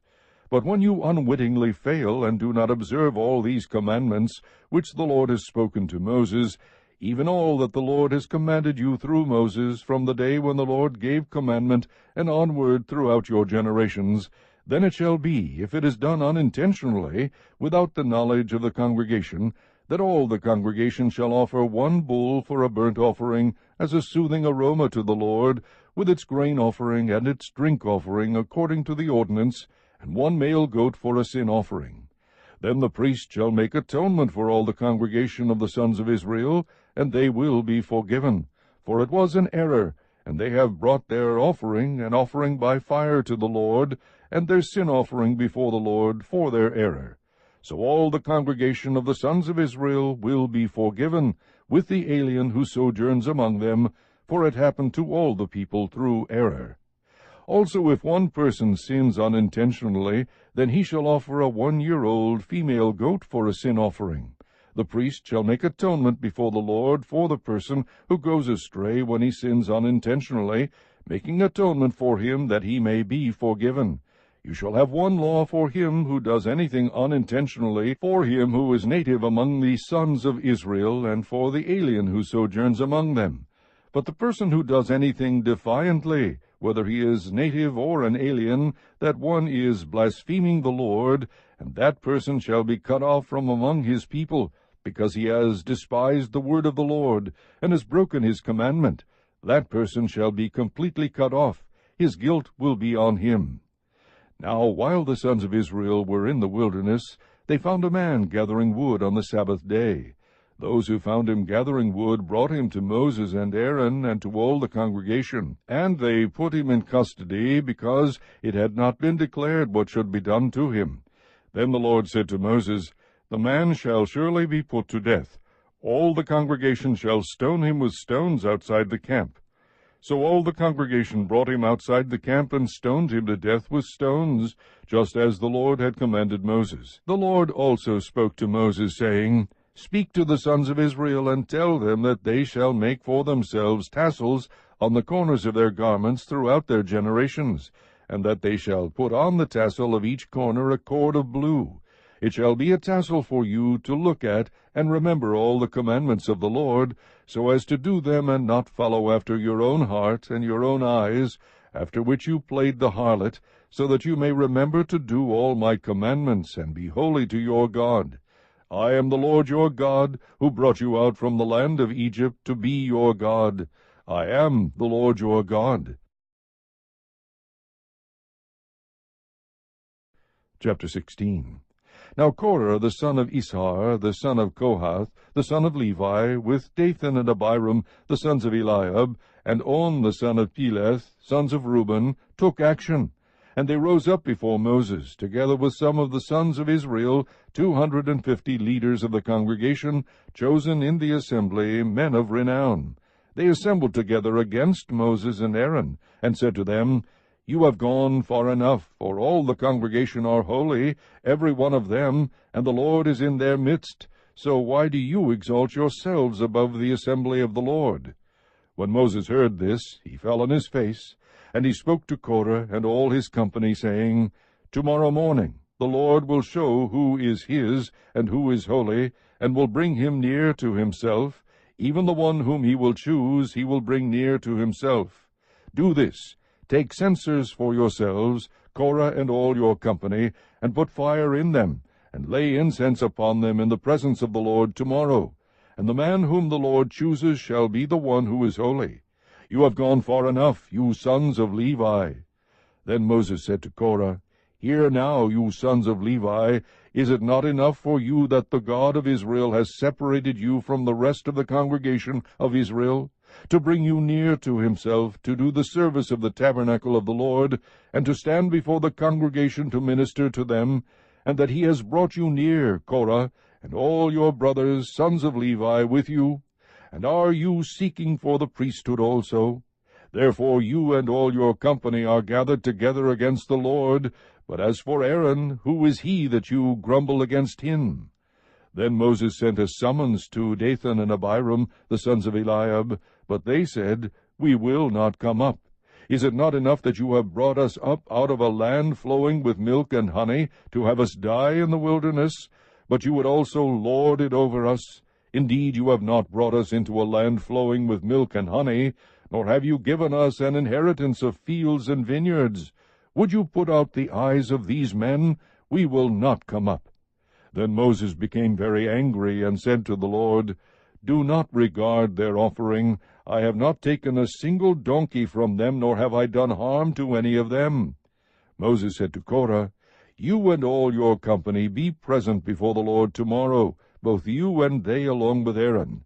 Each of you take his fire-pan, and put incense on it, and each of you bring his censer before the Lord, 250 fire-pans.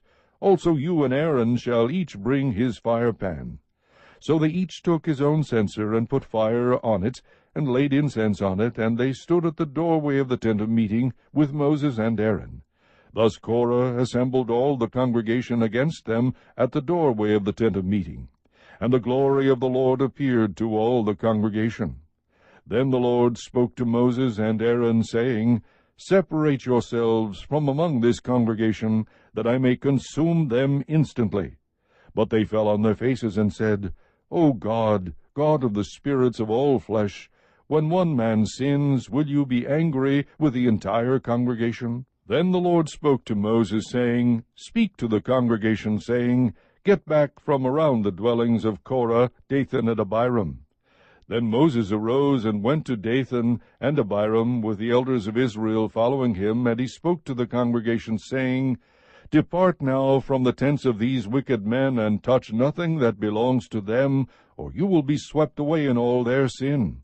So they got back from around the dwellings of Korah, Dathan, and Abiram, and Dathan and Abiram came out and stood at the doorway of their tents, along with their wives and their sons and their little ones. Moses said, By this you shall know that the Lord has sent me to do all these deeds, for this is not my doing. If these men die the death of all men, or if they suffer the fate of all men, then the Lord has not sent me. But if the Lord brings about an entirely new thing, and the ground opens its mouth and swallows them up with all that is theirs, and they descend alive into Sheol, then you will understand that these men have spurned the Lord. As he finished speaking all these words, the ground that was under them split open, and the earth opened its mouth and swallowed them up and their households, and all the men who belonged to Korah with their possessions. So they and all that belonged to them went down alive to Sheol, and the earth closed over them, and they perished from the midst of the assembly. All Israel who were around them fled at their outcry, for they said, The earth may swallow us up. Fire also came forth from the Lord, and consumed the 250 men who were offering the incense.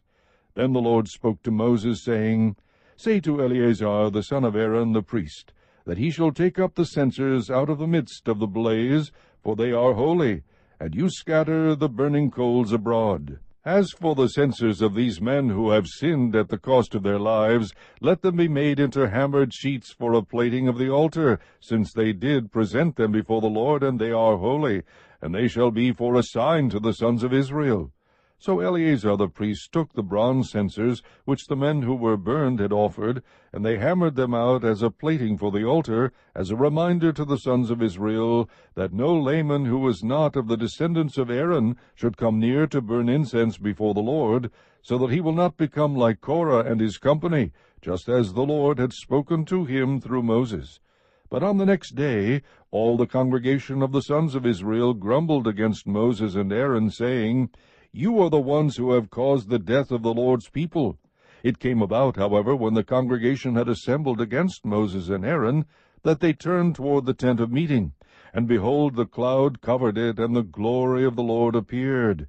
Then Moses and Aaron came to the front of the tent of meeting, and the Lord spoke to Moses, saying, Get away from among this congregation, that I may consume them instantly. Then they fell on their faces. Moses said to Aaron, Take your censer, and put in it fire from the altar, and lay incense on it. Then bring it quickly to the congregation, and make atonement for them, for wrath has gone forth from the Lord, the plague has begun. Then Aaron took it as Moses had spoken, and ran into the midst of the assembly, for behold, the plague had begun among the people. So he put on the incense, and made atonement for the people. He took his stand between the dead and the living, so that the plague was checked. But those who died by the plague were 14,700, besides those who died on account of Korah. Then Aaron returned to Moses at the doorway of the tent of meeting, for the plague had been checked. Chapter 17. Then the Lord spoke to Moses, saying, Speak to the sons of Israel, and get from them a rod for each father's household, 12 rods from all their leaders according to their fathers' households. You shall write each name on his rod, and write Aaron's name on the rod of Levi, for there is one rod for the head of each of their fathers' households. You shall then deposit them in the tent of meeting, in front of the testimony where I meet with you. It will come about that the rod of the man whom I choose will sprout. Thus I will lessen from upon myself the grumbles of the sons of Israel, who are grumbling against you. Moses therefore spoke to the sons of Israel, and all their leaders gave him a rod apiece, for each leader according to their fathers' households, 12 rods, with the rod of Aaron among their rods. So Moses deposited the rods before the Lord in the tent of the testimony. Now on the next day Moses went into the tent of the testimony, and behold, the rod of Aaron for the house of Levi had sprouted, and put forth buds, and produced blossoms, and it bore ripe almonds. Moses then brought out all the rods from the presence of the Lord to all the sons of Israel, and they looked, and each man took his rod.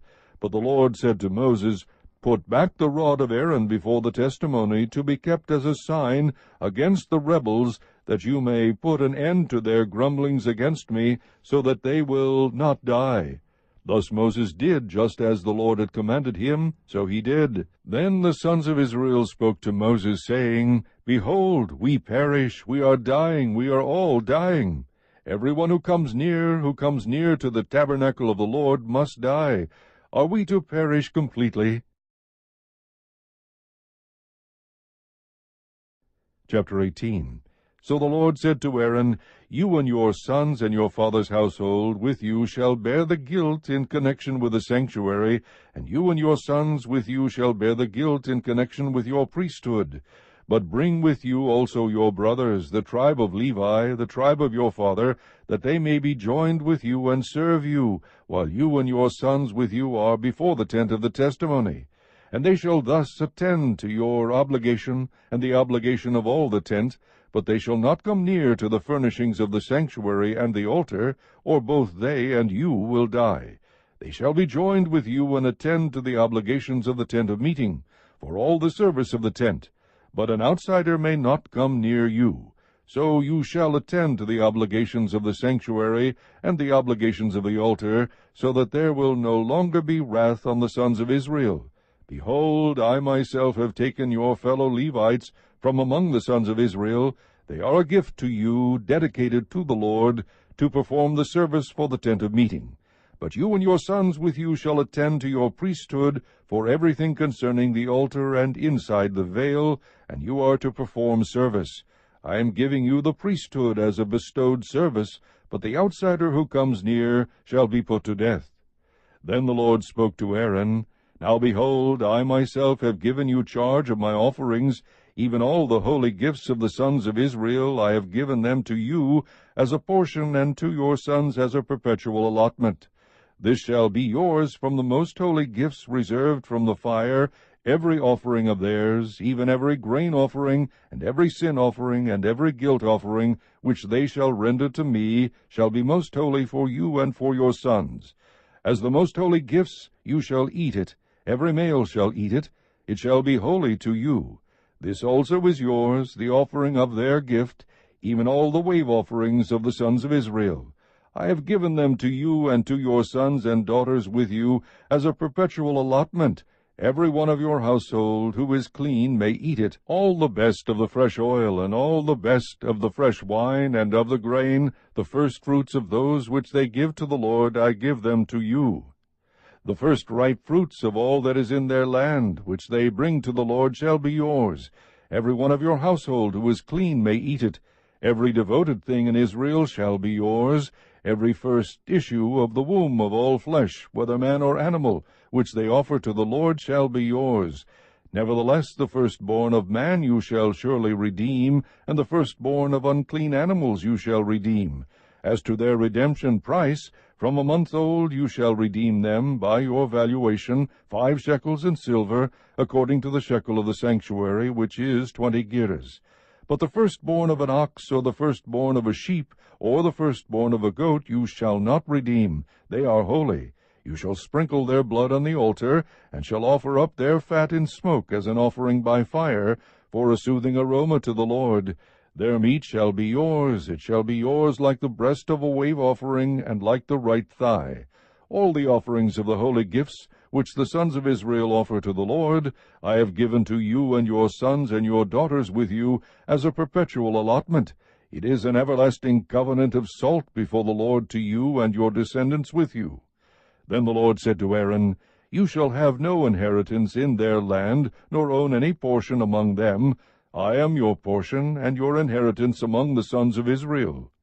To the sons of Levi, behold, I have given all the tithe in Israel for an inheritance, in return for their service which they perform, the service of the tent of meeting. The sons of Israel shall not come near the tent of meeting again, or they will bear sin and die. Only the Levites shall perform the service of the tent of meeting, and they shall bear their iniquity. It shall be a perpetual statute throughout your generations, and among the sons of Israel they shall have no inheritance. For the tithe of the sons of Israel, which they offer as an offering to the Lord, I have given to the Levites for an inheritance. Therefore I have said concerning them, They shall have no inheritance among the sons of Israel. Then the Lord spoke to Moses, saying, Moreover you shall speak to the Levites, and say to them, When you take from the sons of Israel the tithe which I have given you from them for your inheritance, then you shall present an offering from it to the Lord, a tithe of the tithe. Your offering shall be reckoned to you as the grain from the threshing floor, or the full produce from the wine vat. So you shall also present an offering to the Lord from your tithes, which you receive from the sons of Israel, and from it you shall give the Lord's offering to Aaron the priest. Out of all your gifts you shall present every offering due to the Lord, from all the best of them, the sacred part from them. You shall say to them, When you have offered from it the best of it, then the rest shall be reckoned to the Levites as the product of the threshing floor, and as the product of the wine vat. You may eat it anywhere, you and your households, for it is your compensation in return for your service in the tent of meeting. You will bear no sin by reason of it when you have offered the best of it. But you shall not profane the sacred gifts of the sons of Israel, or you will die. Chapter 19. Then the Lord spoke to Moses and Aaron, saying, This is the statute of the law which the Lord has commanded, saying, Speak to the sons of Israel, that they bring you an unblemished red heifer, in which no defect, and on which a yoke has never been placed. You shall give it to Eleazar the priest, and it shall be brought outside the camp, and be slaughtered in his presence. Next Eleazar the priest shall take some of its blood with his finger, and sprinkle some of its blood toward the front of the tent of meeting several times. Then the heifer shall be burned in his sight. Its hide and its flesh and its blood with its refuse shall be burned. The priest shall take cedar wood and hyssop and scarlet material, and cast it into the midst of the burning heifer. The priest shall then wash his clothes and bathe his body in water, and afterward come into the camp. But the priest shall be unclean until evening. The one who burns it shall also wash his clothes in water, and bathe his body in water, and shall be unclean until evening. Now a man who is clean shall gather up the ashes of the heifer, and deposit them outside the camp in a clean place, and the congregation of the sons of Israel shall keep it as water to remove impurity. It is purification from sin. The one who gathers the ashes of the heifer shall wash his clothes, and be unclean until evening, and it shall be a perpetual statute to the sons of Israel, and to the alien who sojourns among them. The one who touches the corpse of any person shall be unclean for 7 days. That one shall purify himself from uncleanness with the water on the 3rd day and on the 7th day, and then he will be clean. But if he does not purify himself on the 3rd day and on the 7th day, he will not be clean. Anyone who touches a corpse, the body of a man who has died, and does not purify himself, defiles the tabernacle of the Lord, and that person shall be cut off from Israel. Because the water for impurity was not sprinkled on him, he shall be unclean. His uncleanness is still on him. This is the law when a man dies in a tent. Everyone who comes into the tent and everyone who is in the tent shall be unclean for 7 days. Every open vessel which has no covering tied down on it shall be unclean. Also anyone who in the open field touches one who has been slain with a sword, or who has died naturally, or a human bone or a grave, shall be unclean for 7 days. Then for the unclean person they shall take some of the ashes of the burnt purification from sin, and flowing water shall be added to them in a vessel. A clean person shall take hyssop and dip it in the water, and sprinkle it on the tent, and on the furnishings, and on the persons who were there, and on the one who touched the bone, or the one slain, or the one dying naturally, or the grave. Then the clean person shall sprinkle on the unclean on the 3rd day and on the 7th day, and on the 7th day he shall purify him from uncleanness, and he shall wash his clothes and bathe himself in water, and shall be clean by evening. But the man who is unclean and does not purify himself from uncleanness, that person shall be cut off from the midst of the assembly, because he has defiled the sanctuary of the Lord. The water for impurity has not been sprinkled on him, he is unclean. So it shall be a perpetual statute for them. And he who sprinkles the water for impurity shall wash his clothes, and he who touches the water for impurity shall be unclean until evening. Furthermore, anything that the unclean person touches shall be unclean, and the person who touches it shall be unclean until evening. Chapter 20. Then the sons of Israel, the whole congregation, came to the wilderness of Zin in the 1st month, and the people stayed at Kadesh. Now Miriam died there, and was buried there. There was no water for the congregation, and they assembled themselves against Moses and Aaron. The people thus contended with Moses, and spoke, saying, If only we had perished when our brothers perished before the Lord! Why then have you brought the Lord's assembly into this wilderness, for us and our beasts to die here? Why have you made us come up from Egypt, to bring us into this wretched place? It is not a place of grain, or figs, or vines, or pomegranates, nor is there water to drink. Then Moses and Aaron came in from the presence of the assembly to the doorway of the tent of meeting, and fell on their faces. Then the glory of the Lord appeared to them, and the Lord spoke to Moses, saying, Take the rod, and you and your brother Aaron assemble the congregation, and speak to the rock before their eyes, that it may yield its water. You shall thus bring forth water for them out of the rock, and let the congregation and their beasts drink." So Moses took the rod from before the Lord, just as he had commanded him, and Moses and Aaron gathered the assembly before the rock. And he said to them, "Listen now, you rebels, shall we bring forth water for you out of this rock?" Then Moses lifted up his hand, and struck the rock twice with his rod, and water came forth abundantly, and the congregation and their beasts drank. But the Lord said to Moses and Aaron, "Because you have not believed me, to treat me as holy in the sight of the sons of Israel, therefore you shall not bring this assembly into the land which I have given them." Those were the waters of Meribah, because the sons of Israel contended with the Lord, and he proved himself holy among them. From Kadesh Moses then sent messengers to the king of Edom.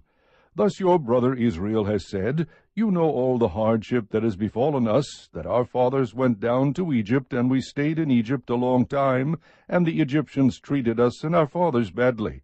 But when we cried out to the Lord, he heard our voice, and sent an angel, and brought us out from Egypt.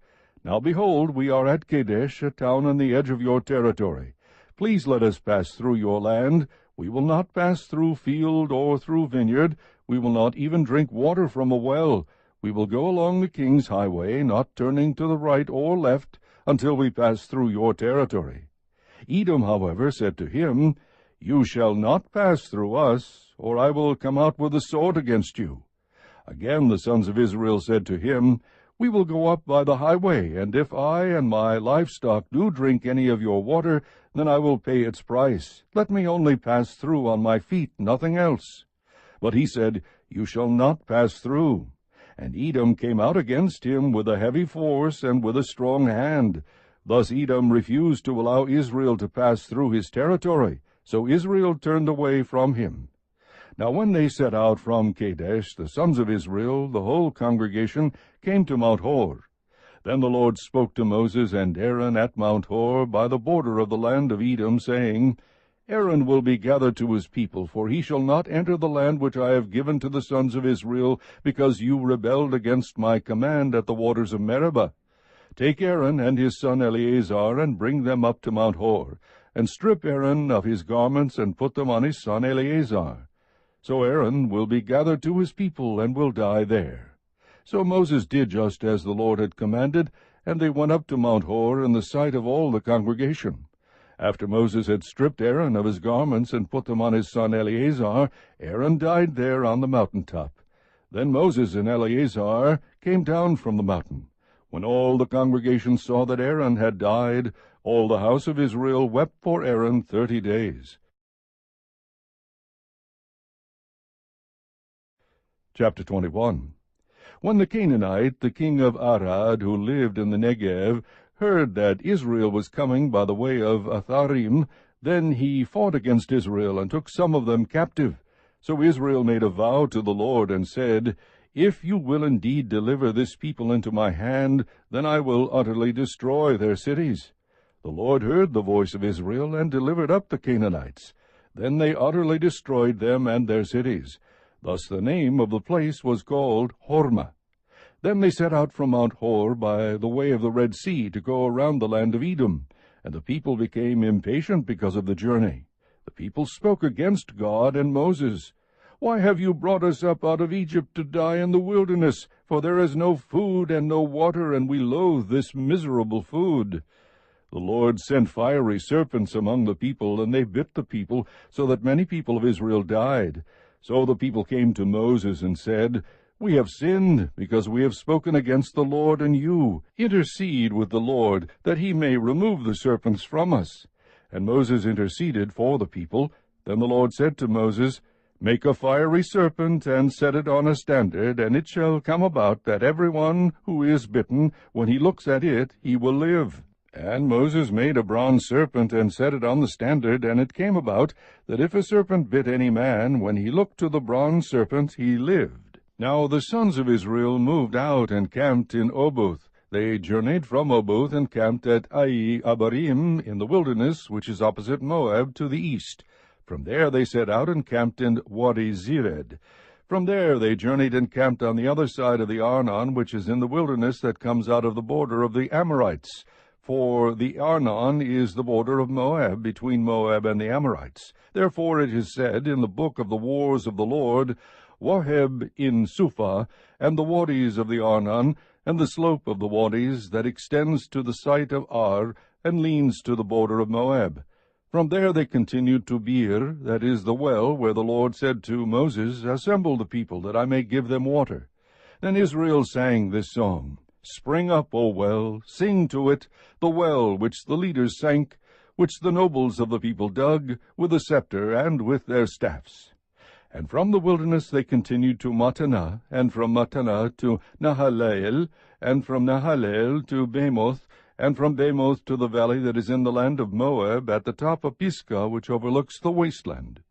Then Israel sent messengers to Sihon king of the Amorites, saying, Let me pass through your land. We will not turn off into field or vineyard. We will not drink water from wells. We will go by the king's highway until we have passed through your border. But Sihon would not permit Israel to pass through his border. So Sihon gathered all his people, and went out against Israel in the wilderness, and came to Jahaz, and fought against Israel. Then Israel struck him with the edge of the sword, and took possession of his land from the Arnon to the Jabbok, as far as the sons of Ammon. For the border of the sons of Ammon was Jazer. Israel took all these cities, and Israel lived in all the cities of the Amorites, in Heshbon, and in all her villages. For Heshbon was the city of Sihon king of the Amorites, who had fought against the former king of Moab, and had taken all his land out of his hand, as far as the Arnon. Therefore those who use Proverbs say, Come to Heshbon, let it be built, so let the city of Sihon be established. For a fire went forth from Heshbon, a flame from the town of Sihon. It devoured Ar of Moab, the dominant heights of the Arnon. Woe to you, O Moab! You are ruined, O people of Chemosh. He has given his sons as fugitives, and his daughters into captivity, to an Amorite king, Sihon. But we have cast them down. Heshbon is ruined as far as Dibon. Then we have laid waste even to Nophah, which reaches to Medeba. Thus Israel lived in the land of the Amorites. Moses sent to spy out Jazer, and they captured its villages, and dispossessed the Amorites who were there. Then they turned and went up by the way of Bashan, and Og the king of Bashan went out with all his people for battle at Edrei. But the Lord said to Moses, Do not fear him, for I have given him into your hand, and all his people and his land, and you shall do to him as you did to Sihon king of the Amorites, who lived at Heshbon.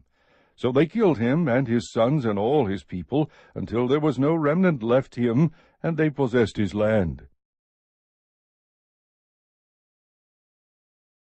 Chapter 22. Then the sons of Israel journeyed and camped in the plains of Moab beyond the Jordan opposite Jericho.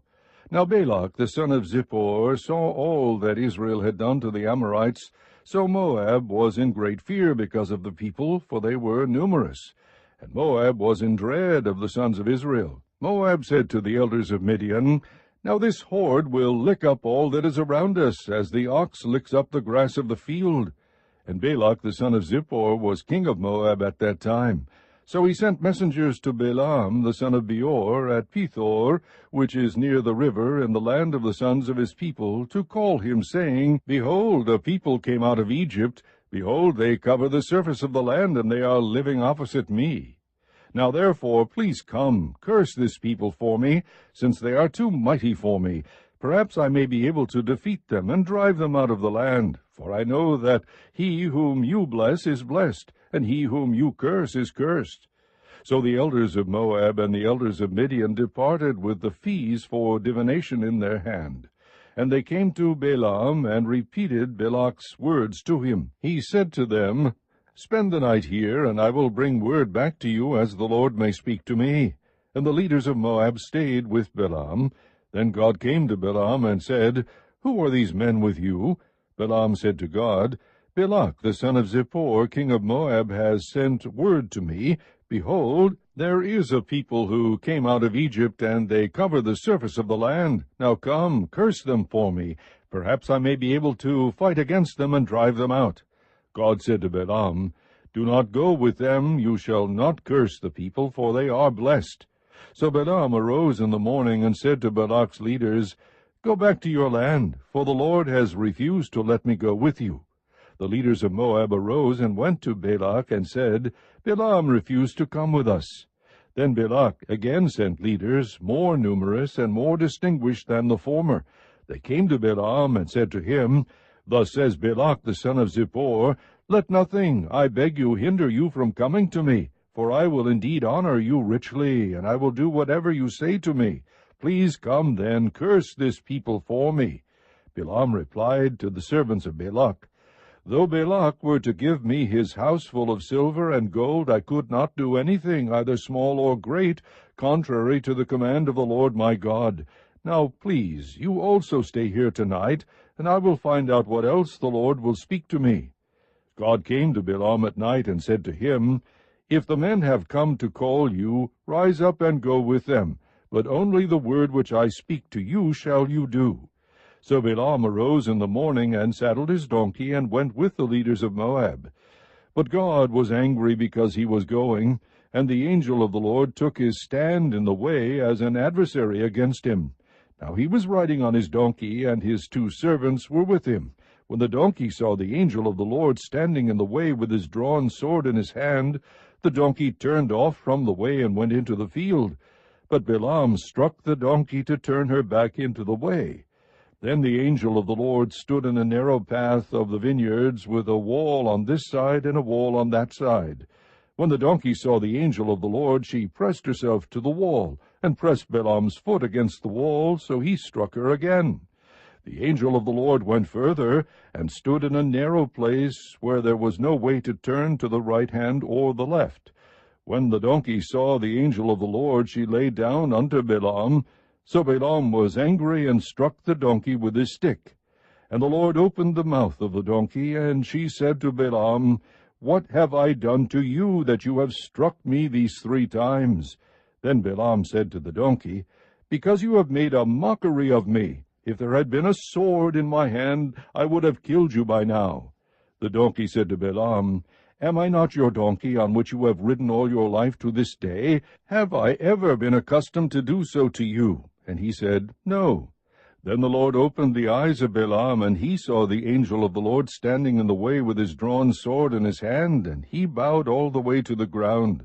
The angel of the Lord said to him, "Why have you struck your donkey these 3 times? Behold, I have come out as an adversary, because your way was contrary to me." But the donkey saw me, and turned aside from me these 3 times. If she had not turned aside from me, I would surely have killed you just now, and let her live. Balaam said to the angel of the Lord, "I have sinned, for I did not know that you were standing in the way against me. Now then, if it is displeasing to you, I will turn back." But the angel of the Lord said to Balaam, "Go with the men, but you shall speak only the word which I tell you." So Balaam went along with the leaders of Balak. When Balak heard that Balaam was coming, he went out to meet him at the city of Moab, which is on the Arnon border, at the extreme end of the border. Then Balak said to Balaam, "Did I not urgently send to you to call you? Why did you not come to me? Am I really unable to honor you?" So Balaam said to Balak, "Behold, I have come now to you. Am I able to speak anything at all? The word that God puts in my mouth, that I shall speak." And Balaam went with Balak, and they came to Kiriath-Huzoth. Balak sacrificed oxen and sheep, and sent some to Balaam and the leaders who were with him. Then it came about in the morning that Balak took Balaam and brought him up to the high places of Baal, and he saw from there a portion of the people. Chapter 23.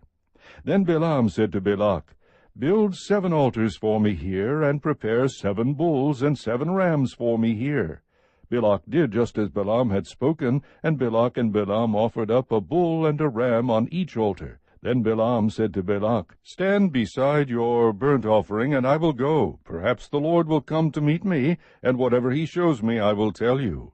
So he went to a bare hill. Now God met Balaam, and he said to him, "I have set up the 7 altars, and I have offered up a bull and a ram on each altar." Then the Lord put a word in Balaam's mouth, and said, Return to Balak, and you shall speak thus. So he returned to him, and behold, he was standing beside his burnt offering, he and all the leaders of Moab. He took up his discourse, and said, From Aram Balak has brought me, Moab's king, from the mountains of the east. Come, curse Jacob for me, and come, denounce Israel. How shall I curse whom God has not cursed? And how can I denounce whom the Lord has not denounced?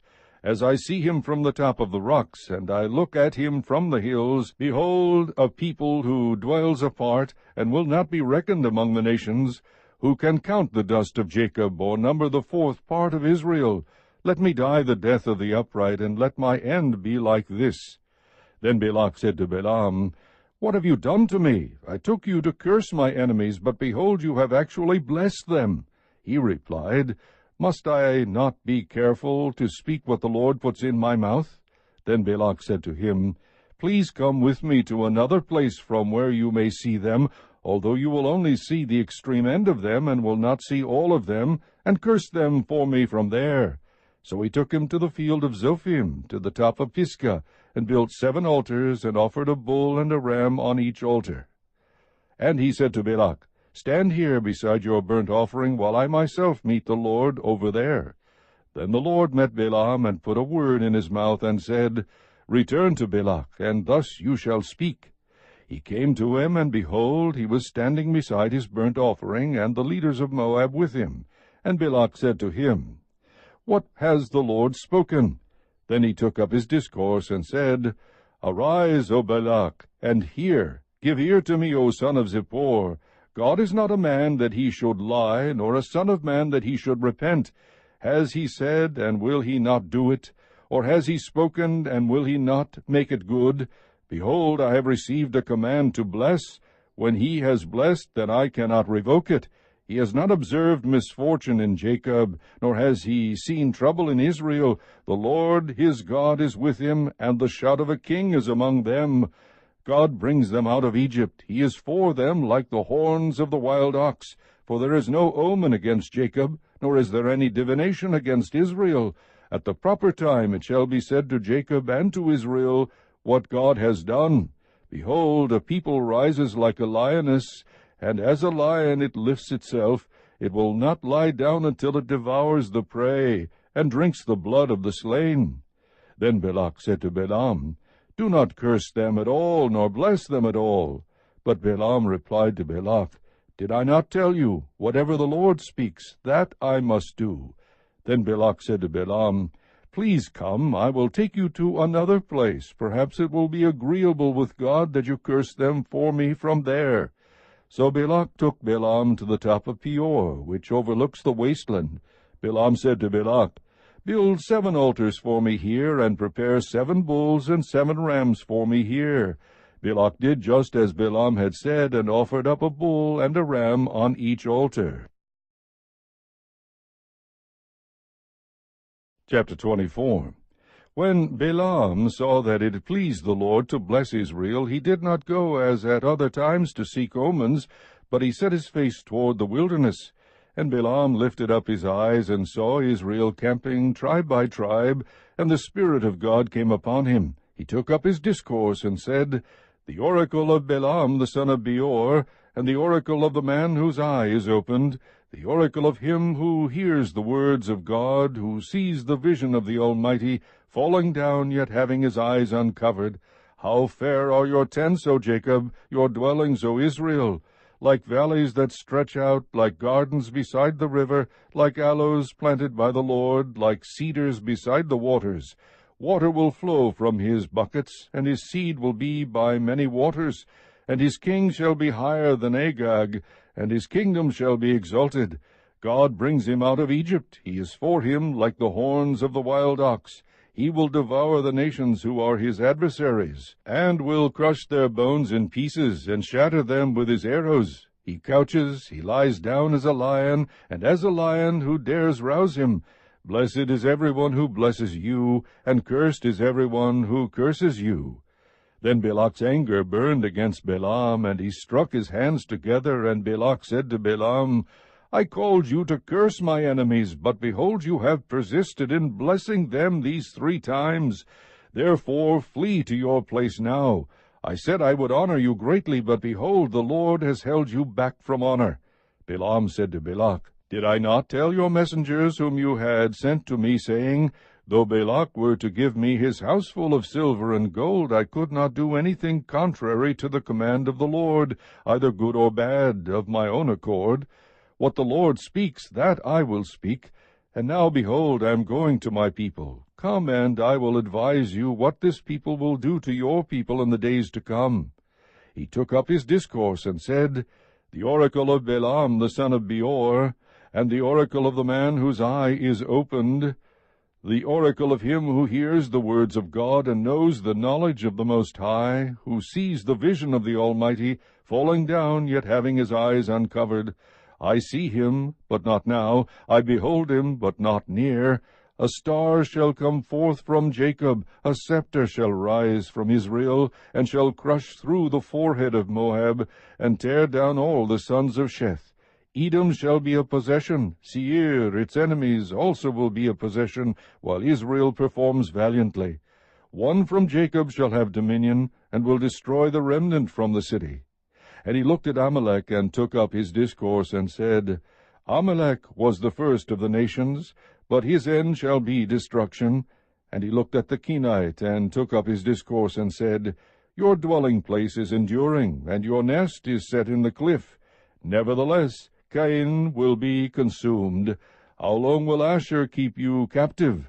Then he took up his discourse, and said, "Alas, who can live except God has ordained it?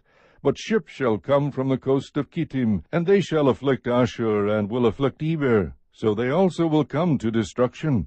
Then Balaam arose and departed, and returned to his place, and Balak also went his way. Chapter 25. While Israel remained at Shittim, the people began to play the harlot with the daughters of Moab, for they invited the people to the sacrifices of their gods, and the people ate and bowed down to their gods. So Israel joined themselves to Baal of Peor, and the Lord was angry against Israel. The Lord said to Moses, "Take all the leaders of the people, and execute them in broad daylight before the Lord, so that the fierce anger of the Lord may turn away from Israel." So Moses said to the judges of Israel, "Each of you slay his men who have joined themselves to Baal of Peor." Then, behold, one of the sons of Israel came and brought to his relatives a Midianite woman, in the sight of Moses, and in the sight of all the congregation of the sons of Israel, while they were weeping at the doorway of the tent of meeting.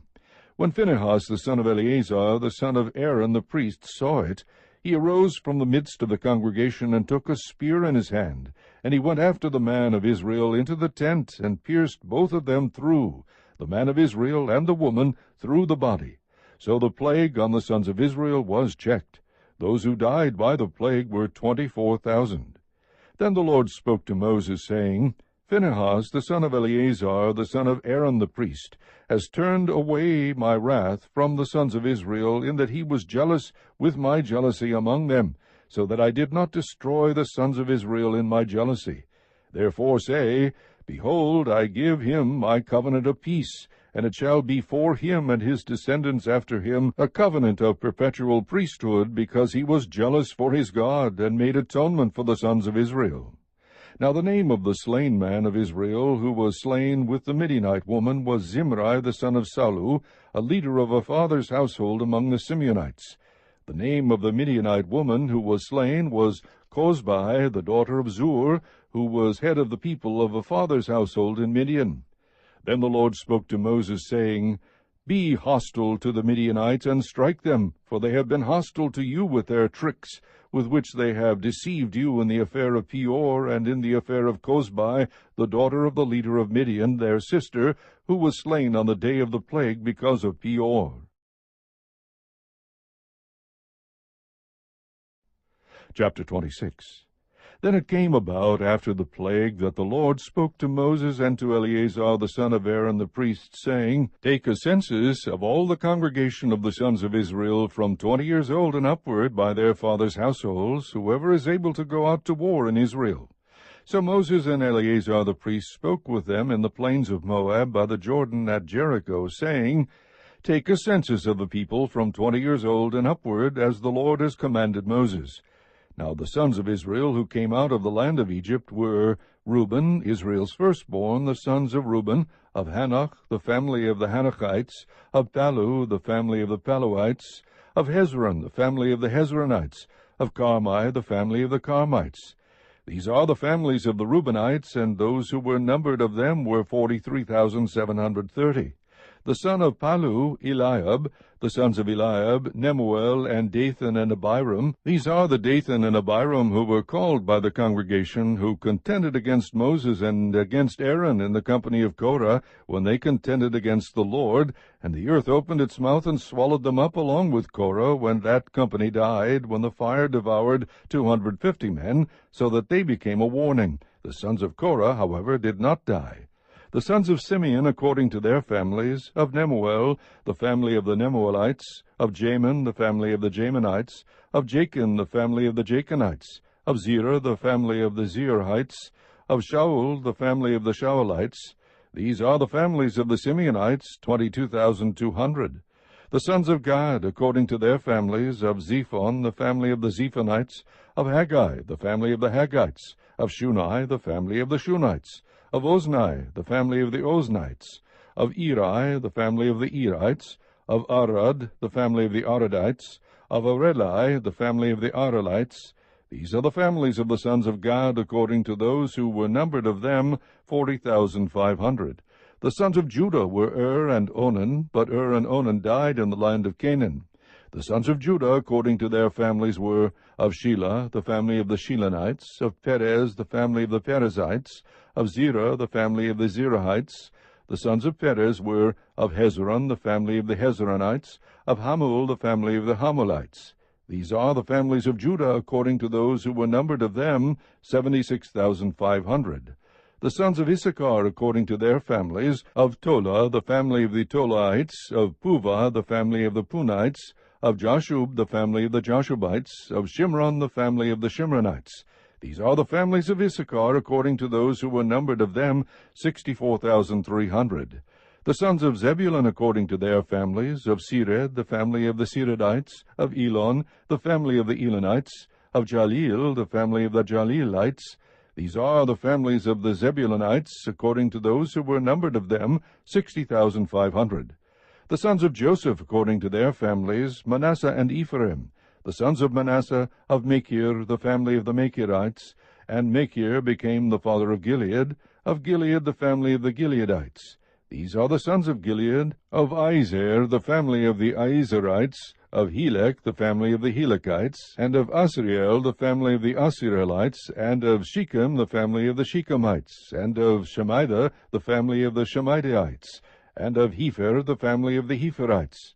Now Zelophehad, the son of Hepher, had no sons, but only daughters, and the names of the daughters of Zelophehad were Mahlah, Noah, Hoglah, Milcah, and Tirzah. These are the families of Manasseh, and those who were numbered of them were 52,700. These are the sons of Ephraim, according to their families, of Shuthelah, the family of the Shuthelaites, of Becher, the family of the Becherites, of Techan, the family of the Techanites. These are the sons of Shuthelah, of Iran, the family of the Iranites. These are the families of the sons of Ephraim, according to those who were numbered of them, 32,500. These are the sons of Joseph, according to their families. The sons of Benjamin, according to their families, of Bela, the family of the Belaites, of Ashbel, the family of the Ashbelites, of Ahiram, the family of the Ahiramites, of Shephupham, the family of the Shephumites, of Hupham, the family of the Huphamites. The sons of Bela were Ard and Naaman, of Ard, the family of the Ardites, of Naaman, the family of the Naamites. These are the sons of Benjamin according to their families, and those who were numbered of them were 45,600. These are the sons of Dan according to their families, of Shuham, the family of the Shuhamites. These are the families of Dan according to their families. All the families of the Shuhamites, according to those who were numbered of them, were 64,400. The sons of Asher, according to their families, of Imnah, the family of the Imnites, of Ishvi, the family of the Ishvites, of Beriah, the family of the Beerites, Of the sons of Beriah, of Heber, the family of the Heberites, of Malchiel, the family of the Malchielites. The name of the daughter of Asher was Sarah. These are the families of the sons of Asher, according to those who were numbered of them, 53,400. The sons of Naphtali, according to their families, of Jaziel, the family of the Jazielites, of Gunai, the family of the Gunites, of Jezer, the family of the Jezerites, of Shilem, the family of the Shilemites. These are the families of Naphtali, according to their families, and those who were numbered of them were 45,400. These are those who were numbered of the sons of Israel, 601,730. Then the Lord spoke to Moses, saying, Among these the land shall be divided for an inheritance according to the number of names. To the larger group you shall increase their inheritance, and to the smaller group you shall diminish their inheritance. Each shall be given their inheritance according to those who were numbered of them. But the land shall be divided by lot. They shall receive their inheritance according to the names of the tribes of their fathers. According to the selection by lot, their inheritance shall be divided between the larger and the smaller groups. These are those who were numbered of the Levites according to their families, of Gershon, the family of the Gershonites, of Kohath, the family of the Kohathites, of Merari, the family of the Merarites. These are the families of Levi, the family of the Libnites, the family of the Hebronites, the family of the Malites, the family of the Mushites, the family of the Korahites. Kohath became the father of Amram. The name of Amram's wife was Jochebed, the daughter of Levi, who was born to Levi in Egypt, and she bore to Amram Aaron and Moses and their sister Miriam. To Aaron were born Nadab and Abihu, Eleazar and Ithamar. But Nadab and Abihu died when they offered strange fire before the Lord. Those who were numbered of them were 23,000, every male from a month old and upward, for they were not numbered among the sons of Israel, since no inheritance was given to them among the sons of Israel. These are those who were numbered by Moses and Eleazar the priest, who numbered the sons of Israel in the plains of Moab by the Jordan at Jericho. But among these there was not a man of those who were numbered by Moses and Aaron the priest, who numbered the sons of Israel in the wilderness of Sinai. For the Lord had said of them, They shall surely die in the wilderness. And not a man was left of them, except Caleb the son of Jephunneh, and Joshua the son of Nun. Chapter 27. Then the daughters of Zelophehad, the son of Hepher, the son of Gilead, the son of Machir, the son of Manasseh, of the families of Manasseh, the son of Joseph, came near. And these are the names of his daughters, Mahlah, Noah, Hoglah, and Milcah, and Tirzah. They stood before Moses, and before Eleazar the priest, and before the leaders and all the congregation, at the doorway of the tent of meeting, saying, Our father died in the wilderness, yet he was not among the company of those who gathered themselves together against the Lord in the company of Korah. But he died in his own sin, and he had no sons. Why should the name of our father be withdrawn from among his family, because he had no son? Give us a possession among our father's brothers. So Moses brought their case before the Lord. Then the Lord spoke to Moses, saying, The daughters of Zelophehad are right in their statements. You shall surely give them a hereditary possession among their father's brothers, and you shall transfer the inheritance of their father to them. Further, you shall speak to the sons of Israel, saying, If a man dies and has no son, then you shall transfer his inheritance to his daughter. If he has no daughter, then you shall give his inheritance to his brothers.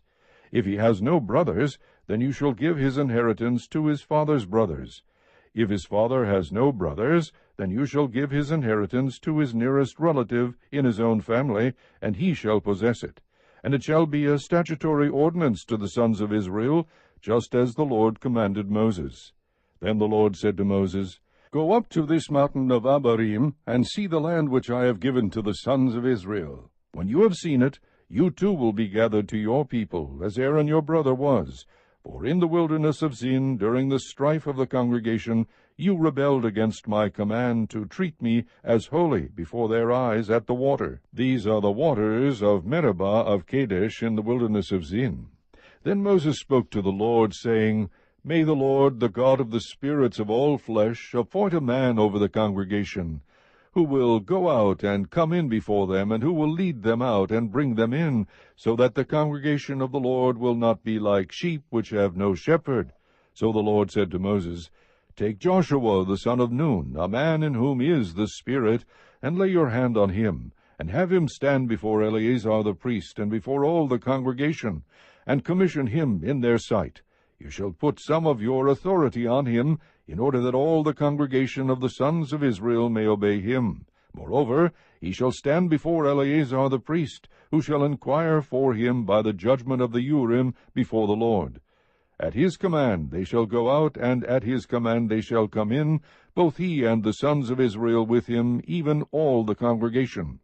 Moses did just as the Lord commanded him, and he took Joshua and set him before Eleazar the priest, and before all the congregation. Then he laid his hands on him, and commissioned him, just as the Lord had spoken through Moses. Chapter 28. Then the Lord spoke to Moses, saying, Command the sons of Israel, and say to them, You shall be careful to present my offering, my food for my offerings by fire, of a soothing aroma to me, at their appointed time. You shall say to them, This is the offering by fire which you shall offer to the Lord, 2 male lambs 1 year old without defect, as a continual burnt offering every day. You shall offer the one lamb in the morning, and the other lamb you shall offer at twilight, also 1/10 of an ephah of fine flour for a grain offering, mixed with 1/4 of a hin of beaten oil. It is a continual burnt offering which was ordained in Mount Sinai as a soothing aroma, an offering by fire to the Lord. Then the drink offering with it shall be 1/4 of a hin for each lamb. In the holy place you shall pour out a drink offering of strong drink to the Lord. The other lamb you shall offer at twilight. As the grain offering of the morning, and as its drink offering you shall offer it, an offering by fire, a soothing aroma to the Lord. Then on the Sabbath day 2 male lambs 1 year old without defect, and 2/10 of an ephah of fine flour mixed with oil as a grain offering, and its drink offering. This is the burnt offering of every Sabbath, in addition to the continual burnt offering and its drink offering. Then at the beginning of each of your months you shall present a burnt offering to the Lord, 2 bulls and 1 ram, 7 male lambs 1 year old without defect, and 3/10 of an ephah of fine flour mixed with oil for a grain offering for each bull, and 2/10 of fine flour mixed with oil for a grain offering for the 1 ram, and 1/10 of an ephah of fine flour mixed with oil for a grain offering for each lamb, for a burnt offering of a soothing aroma, an offering by fire to the Lord. Their drink offering shall be 1/2 a hin of wine for a bull, and 1/3 of a hin for the ram, and 1/4 of a hin for a lamb. This is the burnt offering of each month throughout the months of the year, and 1 male goat for a sin offering to the Lord. It shall be offered with its drink offering in addition to the continual burnt offering. Then on the 14th day of the first month shall be the Lord's Passover. On the 15th day of this month shall be a feast. Unleavened bread shall be eaten for 7 days. On the first day shall be a holy convocation. You shall do no laborious work. You shall present an offering by fire, a burnt offering to the Lord, 2 bulls and 1 ram, and 7 male lambs 1 year old, having them without defect. For their grain offering you shall offer fine flour mixed with oil, 3/10 of an ephah for a bull, and 2/10 for the ram. 1/10 of an ephah you shall offer for each of the 7 lambs, and 1 male goat for a sin offering to make atonement for you. You shall present these besides the burnt offering of the morning, which is for a continual burnt offering. After this manner you shall present daily for 7 days the food of the offering by fire, of a soothing aroma to the Lord. It shall be presented with its drink offering in addition to the continual burnt offering. On the 7th day you shall have a holy convocation. You shall do no laborious work. Also on the day of the first fruits, when you present a new grain offering to the Lord in your feast of weeks, you shall have a holy convocation. You shall do no laborious work. You shall offer a burnt offering for a soothing aroma to the Lord, 2 young bulls, 1 ram, 7 male lambs 1 year old, and their grain offering, fine flour mixed with oil, 3/10 of an ephah for each bull, 2/10 for the 1 ram, 1/10 for each of the 7 lambs. Also 1 male goat to make atonement for you. Besides the continual burnt offering and its grain offering, you shall present them with their drink offerings. They shall be without defect. Chapter 29. Now in the 7th month, on the 1st day of the month, you shall also have a holy convocation. You shall do no laborious work. It will be to you a day for blowing trumpets.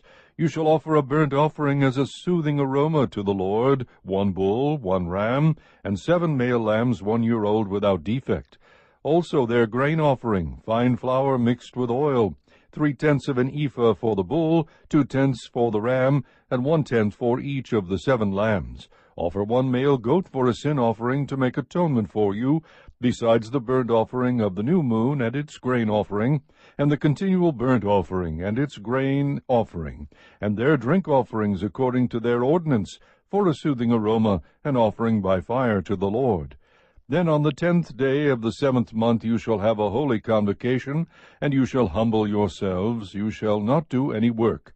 You shall present a burnt offering to the Lord as a soothing aroma, 1 bull, 1 ram, 7 male lambs 1 year old, having them without defect, and their grain offering, fine flour mixed with oil, 3/10 of an ephah for the bull, 2/10 for the 1 ram, 1/10 for each of the 7 lambs, 1 male goat for a sin offering, besides the sin offering of atonement, and the continual burnt offering and its grain offering, and their drink offerings.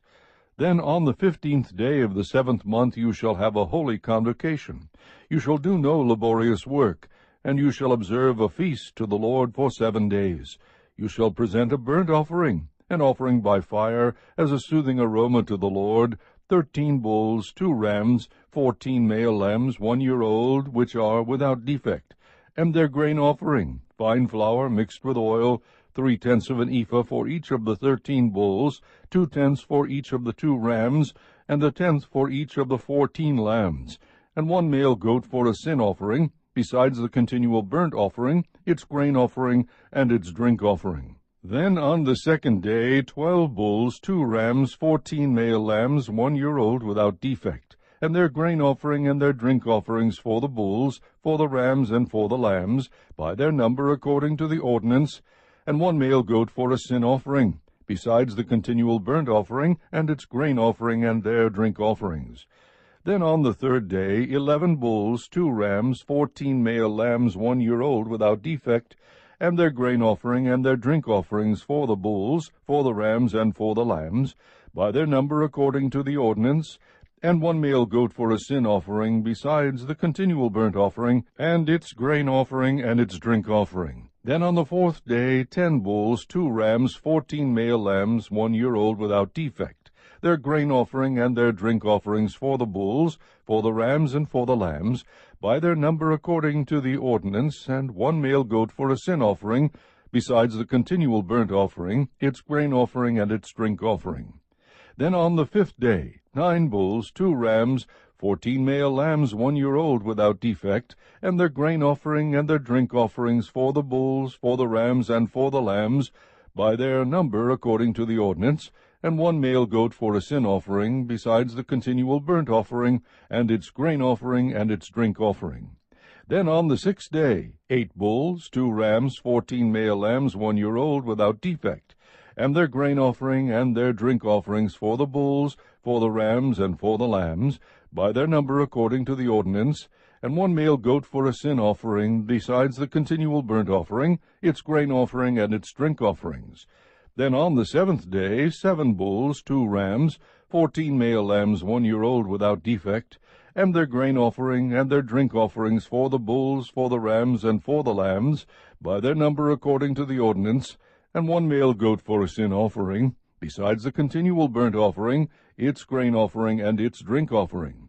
On the 8th day you shall have a solemn assembly. You shall do no laborious work, but you shall present a burnt offering, an offering by fire, as a soothing aroma to the Lord, 1 bull, 1 ram, 7 male lambs 1 year old without defect, their grain offering and their drink offerings for the bull, for the ram, and for the lambs, by their number according to the ordinance, and 1 male goat for a sin offering, besides the continual burnt offering, and its grain offering, and its drink offering.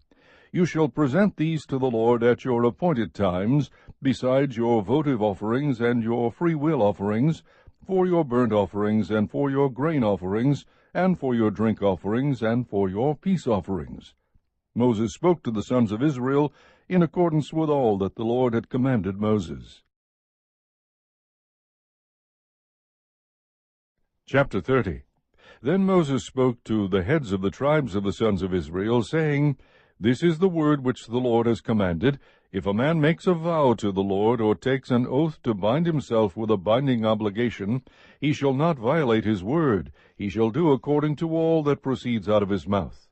Also, if a woman makes a vow to the Lord, and binds herself by an obligation in her father's house in her youth, and her father hears her vow and her obligation by which she has bound herself, and her father says nothing to her, then all her vows shall stand, and every obligation by which she has bound herself shall stand. But if her father should forbid her on the day he hears of it, none of her vows or her obligations by which she has bound herself shall stand, and the Lord will forgive her, because her father had forbidden her. However, if she should marry while under her vows, or the rash statement of her lips by which she has bound herself, and her husband hears of it and says nothing to her on the day he hears it, then her vows shall stand, and her obligations by which she has bound herself shall stand. But if the day her husband hears of it, he forbids her, then he shall annul her vow which she is under, and the rash statement of her lips by which she has bound herself, and the Lord will forgive her. But the vow of a widow or of a divorced woman, everything by which she has bound herself, shall stand against her. However, if she vowed in her husband's house, or bound herself by an obligation with an oath, and her husband heard it, but said nothing to her, and did not forbid her, then all her vows shall stand, and every obligation by which she bound herself shall stand. But if her husband indeed annuls them on the day he hears them, then whatever proceeds out of her lips concerning her vows, or concerning the obligation of herself, shall not stand. Her husband has annulled them, and the Lord will forgive her. Every vow and every binding oath to humble herself, her husband may confirm it, or her husband may annul it. But if her husband indeed says nothing to her from day to day, then he confirms all her vows, or all her obligations which are on her. He has confirmed them, because he said nothing to her on the day he heard them. But if he indeed annuls them after he has heard them, then he shall bear her guilt.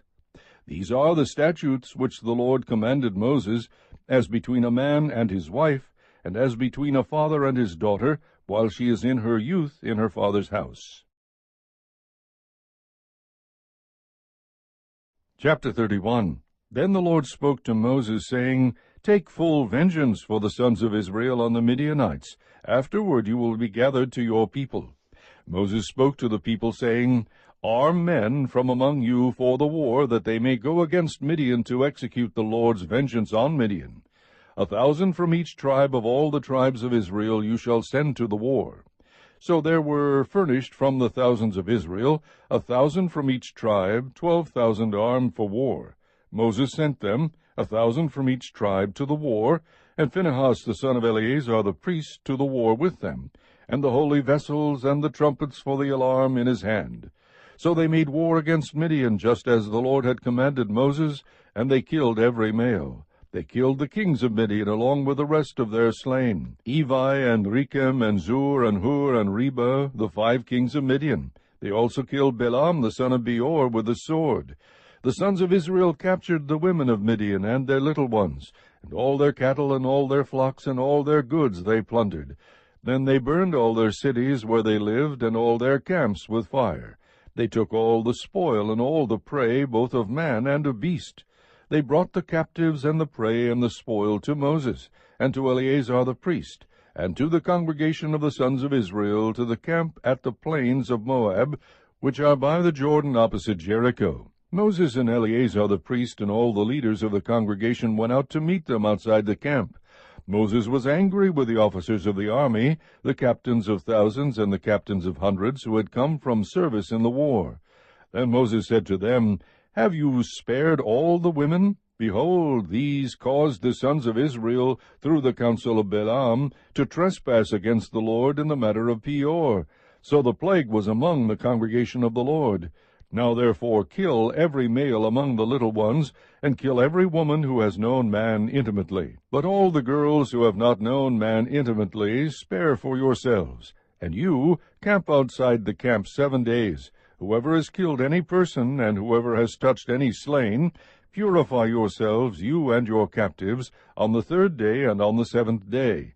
You shall purify for yourselves every garment and every article of leather, and all the work of goat's hair, and all articles of wood.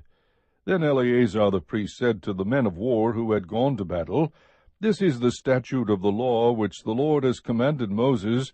Only the gold and the silver, the bronze, the iron, the tin, and the lead, everything that can stand the fire, you shall pass through the fire, and it shall be clean. But it shall be purified with water for impurity. But whatever cannot stand the fire, you shall pass through the water.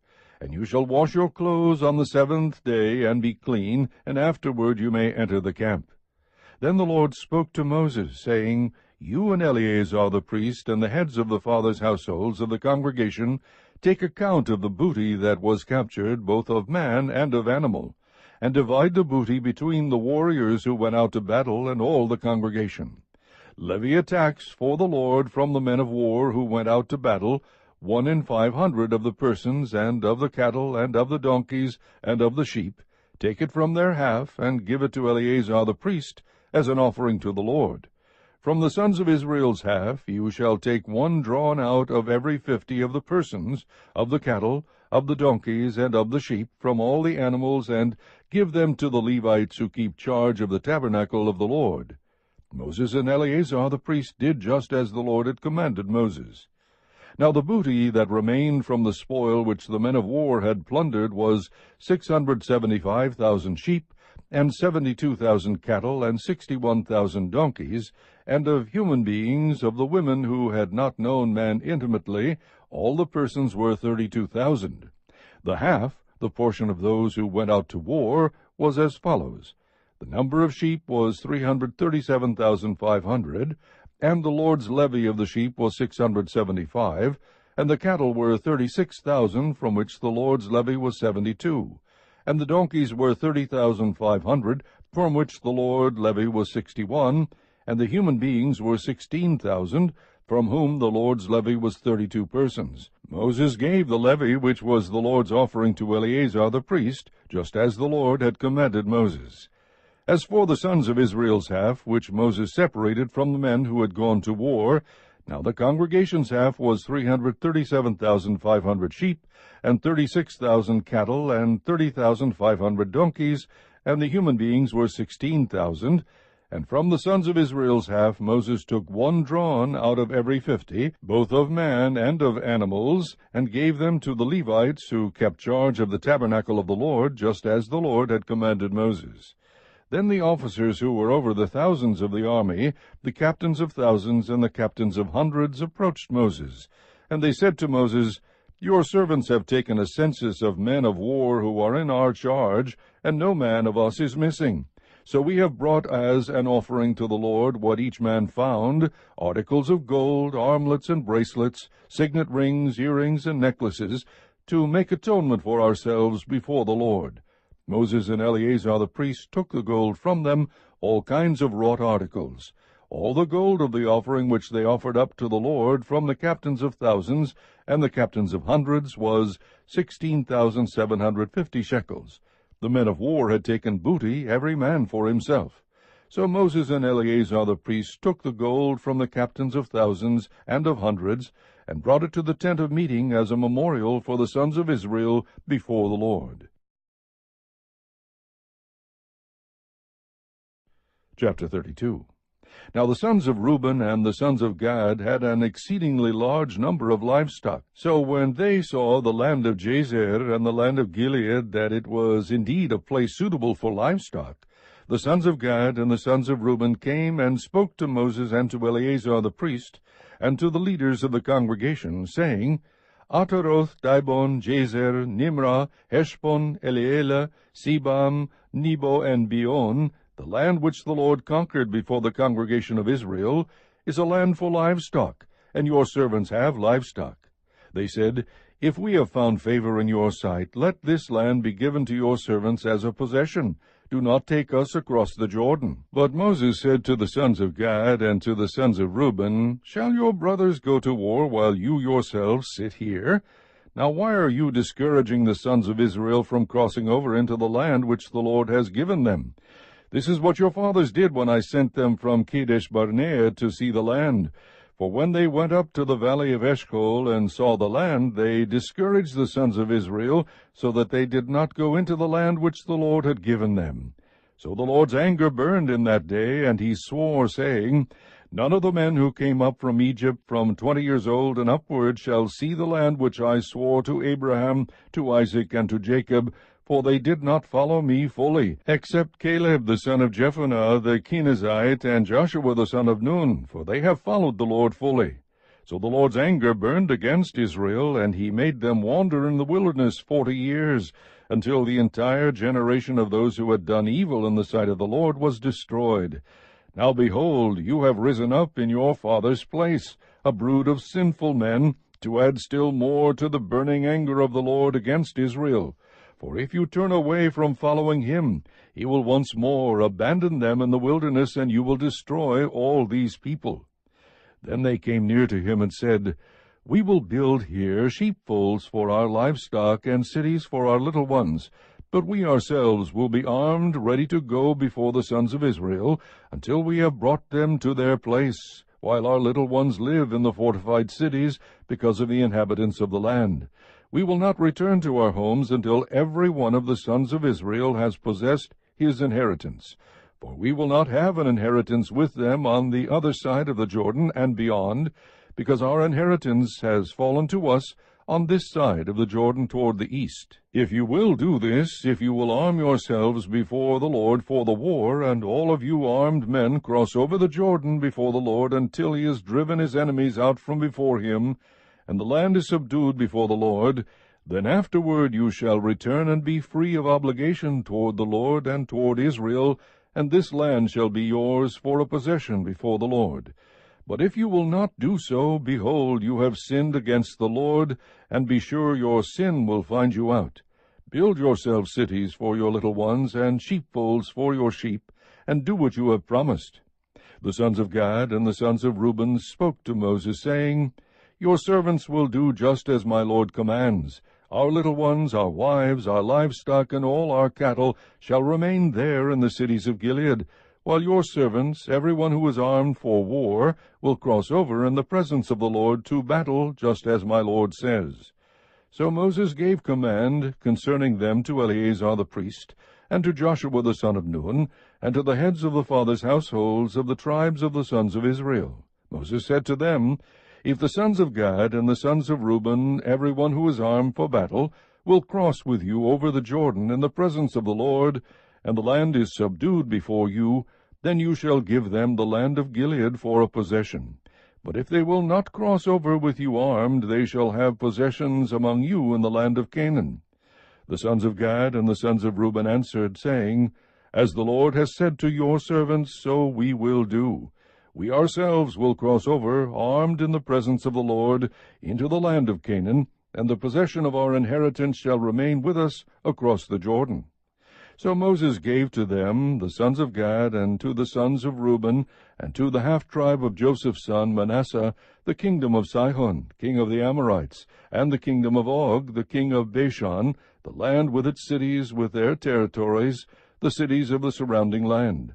The sons of Gad built Dibon, and Ataroth, and Aroer, and Atroth-Shophan, and Jazer, and Jogbehah, and Beth-Nimrah, and Beth-Haran, as fortified cities, and sheepfolds for sheep. The sons of Reuben built Heshbon, and Elealeh, and Kiriathaim, and Nebo, and Baal-Meon, their names being changed, and Sibmah, and they gave other names to the cities which they built. The sons of Machir, the son of Manasseh, went to Gilead, and took it, and dispossessed the Amorites who were in it.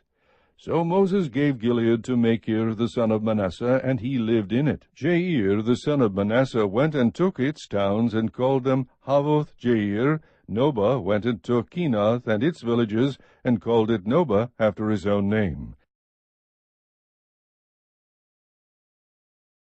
Chapter 33. These are the journeys of the sons of Israel, by which they came out from the land of Egypt by their armies, under the leadership of Moses and Aaron.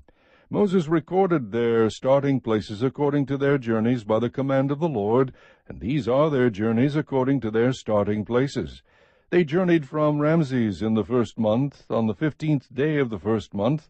On the next day after the Passover, the sons of Israel started out boldly in the sight of all the Egyptians, while the Egyptians were burying all their firstborn, whom the Lord had struck down among them. The Lord had also executed judgments on their gods. Then the sons of Israel journeyed from Ramses and camped in Succoth. They journeyed from Succoth and camped in Etham, which is on the edge of the wilderness. They journeyed from Etham and turned back to Pi-hahiroth, which faces Baal-zephon, and they camped before Migdal. They journeyed from before Hahiroth and passed through the midst of the sea into the wilderness, and they went 3 days' journey in the wilderness of Etham and camped at Marah. They journeyed from Marah and came to Elim, and in Elim there were 12 springs of water and 70 palm trees, and they camped there. They journeyed from Elim and camped by the Red Sea. They journeyed from the Red Sea and camped in the wilderness of Sin. They journeyed from the wilderness of Sin and camped at Dophkah. They journeyed from Dophkah and camped at Alush. They journeyed from Alush and camped at Rephidim. Now it was there that the people had no water to drink. They journeyed from Rephidim and camped in the wilderness of Sinai. They journeyed from the wilderness of Sinai and camped at Kibroth-Hattaavah. They journeyed from Kibroth-Hattaavah and camped at Hazeroth. They journeyed from Hazeroth and camped at Rithmah.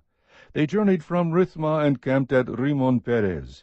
They journeyed from Rimmon-Perez and camped at Libnah. They journeyed from Libnah and camped at Risa. They journeyed from Risa and camped at Kehelatha. They journeyed from Kehelatha and camped at Mount Shepher. They journeyed from Mount Shepher and camped at Haradah. They journeyed from Haradah and camped at Macheloth. They journeyed from Macheloth and camped at Tahath. They journeyed from Tahath and camped at Tirah. They journeyed from Tirah and camped at Mithkah. They journeyed from Mithkah and camped at Hashmonah. They journeyed from Hashmonah and camped at Moseroth. They journeyed from Moseroth and camped at Bene-Jaakan. They journeyed from Bene-Jaakan and camped at Hor-Haggidgad. They journeyed from Hor-Haggidgad and camped at Jotbathah. They journeyed from Jotbathah and camped at Abrona. They journeyed from Abrona and camped at Ezion-Geber. They journeyed from Ezion-Geber and camped in the wilderness of Zin, that is Kadesh. They journeyed from Kadesh and camped at Mount Hor, at the edge of the land of Edom. Then Aaron the priest went up to Mount Hor at the command of the Lord, and died there in the 40th year, after the sons of Israel had come from the land of Egypt, on the 1st day in the 5th month. Aaron was 123 years old when he died on Mount Hor. Now the Canaanite, the king of Arad, who lived in the Negev in the land of Canaan, heard of the coming of the sons of Israel. Then they journeyed from Mount Hor and camped at Zalmunna. They journeyed from Zalmunna and camped at Punon. They journeyed from Punon and camped at Oboth. They journeyed from Oboth and camped at Aib Abarim, at the border of Moab. They journeyed from Aim and camped at Dibon-Gad. They journeyed from Dibon-Gad and camped at Almon-Diblathaim. They journeyed from Almon-Diblathaim and camped in the mountains of Abarim before Nebo. They journeyed from the mountains of Abarim and camped in the plains of Moab by the Jordan opposite Jericho. They camped by the Jordan from Beth-Jeshemoth as far as Abel-Shittim in the plains of Moab. Then the Lord spoke to Moses in the plains of Moab by the Jordan opposite Jericho, saying, Speak to the sons of Israel, and say to them, When you cross over the Jordan into the land of Canaan, then you shall drive out all the inhabitants of the land from before you, and destroy all their figured stones, and destroy all their molten images, and demolish all their high places. And you shall take possession of the land and live in it, for I have given the land to you to possess it. You shall inherit the land by lot according to your families. To the larger you shall give more inheritance, and to the smaller you shall give less inheritance. Wherever the lot falls to anyone, that shall be his. You shall inherit according to the tribes of your fathers. But if you do not drive out the inhabitants of the land from before you, then it shall come about that those whom you let remain of them will become as pricks in your eyes, and as thorns in your sides, and they will trouble you in the land in which you live. And as I plan to do to them, so I will do to you. Chapter 34. Then the Lord spoke to Moses, saying, Command the sons of Israel, and say to them, When you enter the land of Canaan, this is the land that shall fall to you as an inheritance, even the land of Canaan according to its borders. Your southern sector shall extend from the wilderness of Zin along the side of Edom, and your southern border shall extend from the end of the salt sea eastward. Then your border shall turn direction from the south to the ascent of Akrabim, and continue to Zin, and its termination shall be to the south of Kadesh Barnea, and it shall reach Hazar-Radar, and continue to Azmon. The border shall turn direction from Azmon to the brook of Egypt, and its termination shall be at the sea. As for the western border, you shall have the great sea, that is its coastline. This shall be your west border. And this shall be your north border. You shall draw your border line from the great sea to Mount Hor. You shall draw a line from Mount Hor to the Lebo Hamath, and the termination of the border shall be at Zidad. And the border shall proceed to Ziphron, and its termination shall be at Hazarinan. This shall be your north border. For your eastern border you shall also draw a line from Hazarinan to Shepham, and the border shall go down from Shepham to Riblah on the east side of Ain, and the border shall go down and reach to the slope on the east side of the sea of Kinnereth. And the border shall go down to the Jordan, and its termination shall be at the salt sea. This shall be your land according to its borders all around. So Moses commanded the sons of Israel, saying, This is the land that you are to apportion by lot among you as a possession, which the Lord has commanded to give to the 9½ tribes. For the tribe of the sons of Reuben have received theirs according to their fathers' households, and the tribe of the sons of Gad according to their fathers' households, and the half-tribe of Manasseh have received their possession. The 2½ tribes have received their possession across the Jordan, opposite Jericho, eastward toward the sunrising. Then the Lord spoke to Moses, saying, These are the names of the men who shall apportion the land to you for inheritance, Eleazar the priest and Joshua the son of Nun. You shall take one leader of every tribe to apportion the land for inheritance.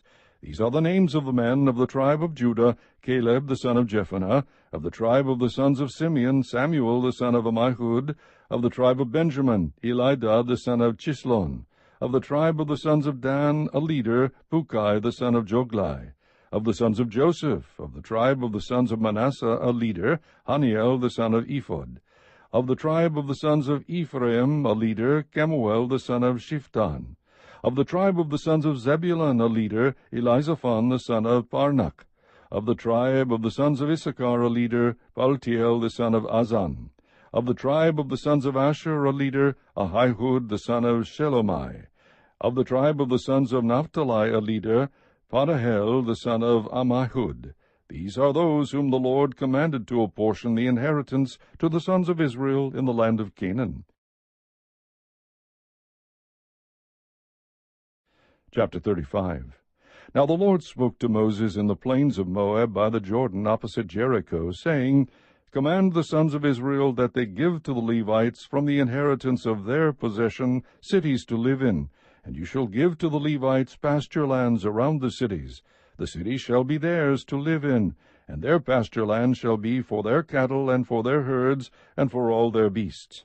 The pasture lands of the cities which you shall give to the Levites shall extend from the wall of the city outward 1,000 cubits around.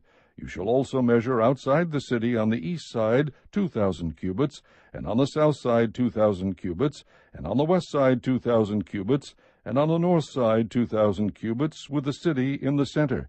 They shall become theirs as pasture lands for the cities. The cities which you shall give to the Levites shall be the 6 cities of refuge, which you shall give for the manslayer to flee to, and in addition to them you shall give 42 cities. All the cities which you shall give to the Levites shall be 48 cities, together with their pasture lands.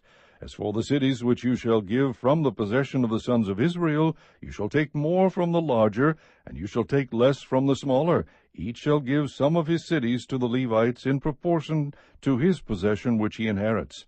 Then the Lord spoke to Moses, saying, Speak to the sons of Israel, and say to them, When you cross the Jordan into the land of Canaan, then you shall select for yourselves cities to be your cities of refuge, that the manslayer who has killed any person unintentionally may flee there. The city shall be to you as a refuge from the avenger, so that the manslayer will not die until he stands before the congregation for trial. The cities which you are to give shall be your 6 cities of refuge. You shall give 3 cities across the Jordan, and 3 cities in the land of Canaan. They are to be cities of refuge. These 6 cities shall be for refuge for the sons of Israel, and for the alien, and for the sojourner among them, that any one who kills a person unintentionally may flee there.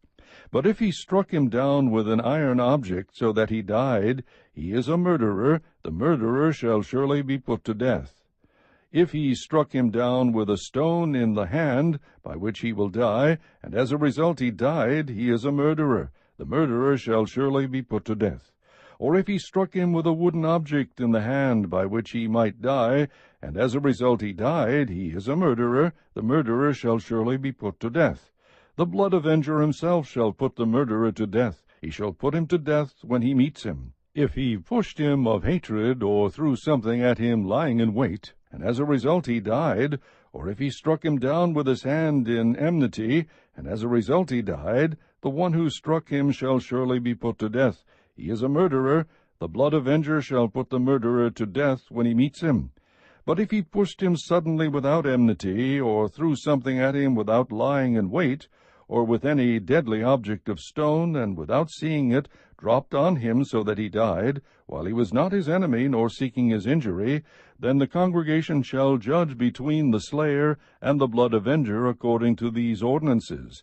The congregation shall deliver the manslayer from the hand of the blood avenger, and the congregation shall restore him to his city of refuge to which he fled, and he shall live in it until the death of the high priest who was anointed with the holy oil. But if the manslayer at any time goes beyond the border of his city of refuge to which he may flee, and the blood avenger finds him outside the border of his city of refuge, and the blood avenger kills the manslayer, he will not be guilty of blood, because he should have remained in his city of refuge until the death of the high priest.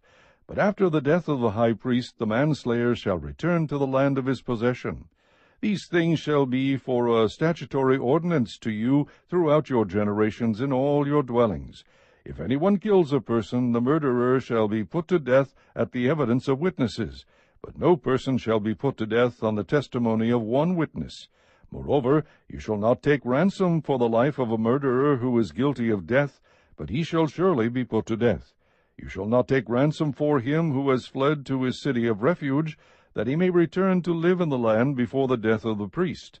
So you shall not pollute the land in which you are, for blood pollutes the land, and no expiation can be made for the land for the blood that is shed on it, except by the blood of him who shed it. You shall not defile the land in which you live, in the midst of which I dwell, for I the Lord am dwelling in the midst of the sons of Israel. Chapter 36.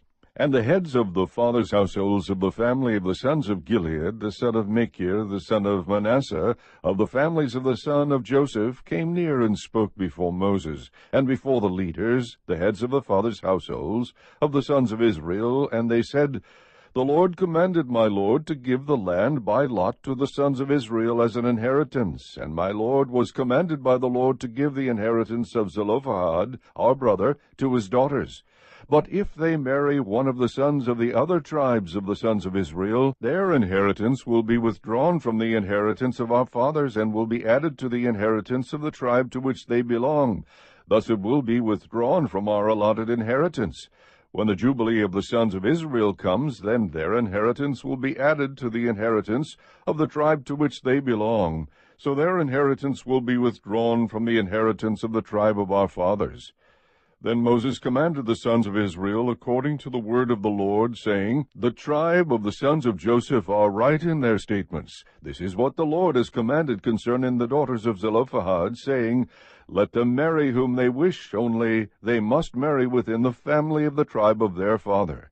Thus no inheritance of the sons of Israel shall be transferred from tribe to tribe, for the sons of Israel shall each hold to the inheritance of the tribe of his fathers. Every daughter who comes into possession of an inheritance of any tribe of the sons of Israel shall be wife to one of the family of the tribe of her father, so that the sons of Israel each may possess the inheritance of his fathers. Thus no inheritance shall be transferred from one tribe to another tribe, for the tribes of the sons of Israel shall each hold to his own inheritance. Just as the Lord had commanded Moses, so the daughters of Zelophehad did. Mahlah, Tirzah, Hoglah, Milcah, and Noah, the daughters of Zelophehad, married their uncle's sons. They married those from the families of the sons of Manasseh, the son of Joseph, and their inheritance remained with the tribe of the family of their father.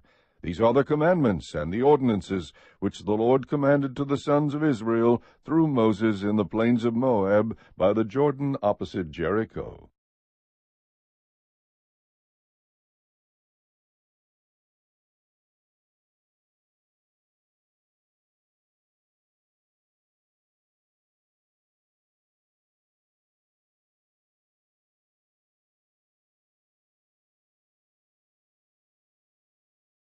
All its equipment, and the service concerning them, and the pillars around the court, with their sockets and their pegs and their cords. Now those who were to camp before the tabernacle eastward, before the tent of meeting, toward the sunrise, are Moses and Aaron and his sons, performing the duties of the sanctuary for the obligation of the sons of Israel.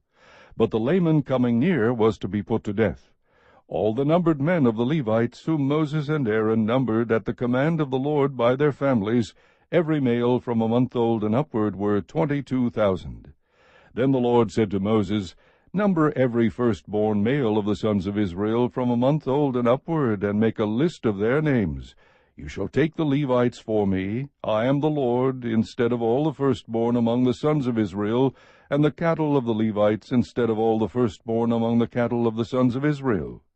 So Moses numbered all the firstborn among the sons of Israel, just as the Lord had commanded him, and all the firstborn males by the number of names from a month old and upward, for their numbered men were 22,273. Then the Lord spoke to Moses, saying, Take the Levites instead of all the firstborn among the sons of Israel, and the cattle of the Levites, and the Levites shall be mine. I am the Lord. For the ransom of the 273 of the firstborn of the sons of Israel, who are in excess beyond the Levites, you shall take 5 shekels apiece per head. You shall take them in terms of the shekel of the sanctuary, the shekel is 20 gerahs, and give the money, the ransom of those who are in excess among them, to Aaron and to his sons. So Moses took the ransom money from those who were in excess, beyond those ransomed by the Levites.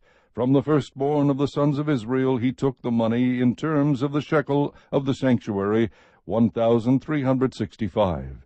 Then Moses gave the ransom money to Aaron and to his sons, at the command of the Lord, just as the Lord had commanded Moses. Chapter 4. Then the Lord spoke to Moses and to Aaron, saying, Take a census of the descendants of Kohath from among the sons of Levi by their families, by their fathers' households, from 30 years and upward, even to 50 years old, all who enter the service to do the work in the tent of meeting. This is the work of the descendants of Kohath in the tent of meeting concerning the most holy things. When the camp sets out, Aaron and his sons shall go in, and they shall take down the veil of the screen, and cover the ark of the testimony with it. And they shall lay a covering of porpoise skin on it, and shall spread over it a cloth of pure blue, and shall insert its poles. Over the table of the bread of the presence they shall also spread a cloth of blue, and put on it the dishes and the pans and the sacrificial bowls, and the jars for the drink offering, and the continual bread shall be on it. They shall spread over them a cloth of scarlet material, and cover the same with a covering of porpoise skin, and they shall insert its poles.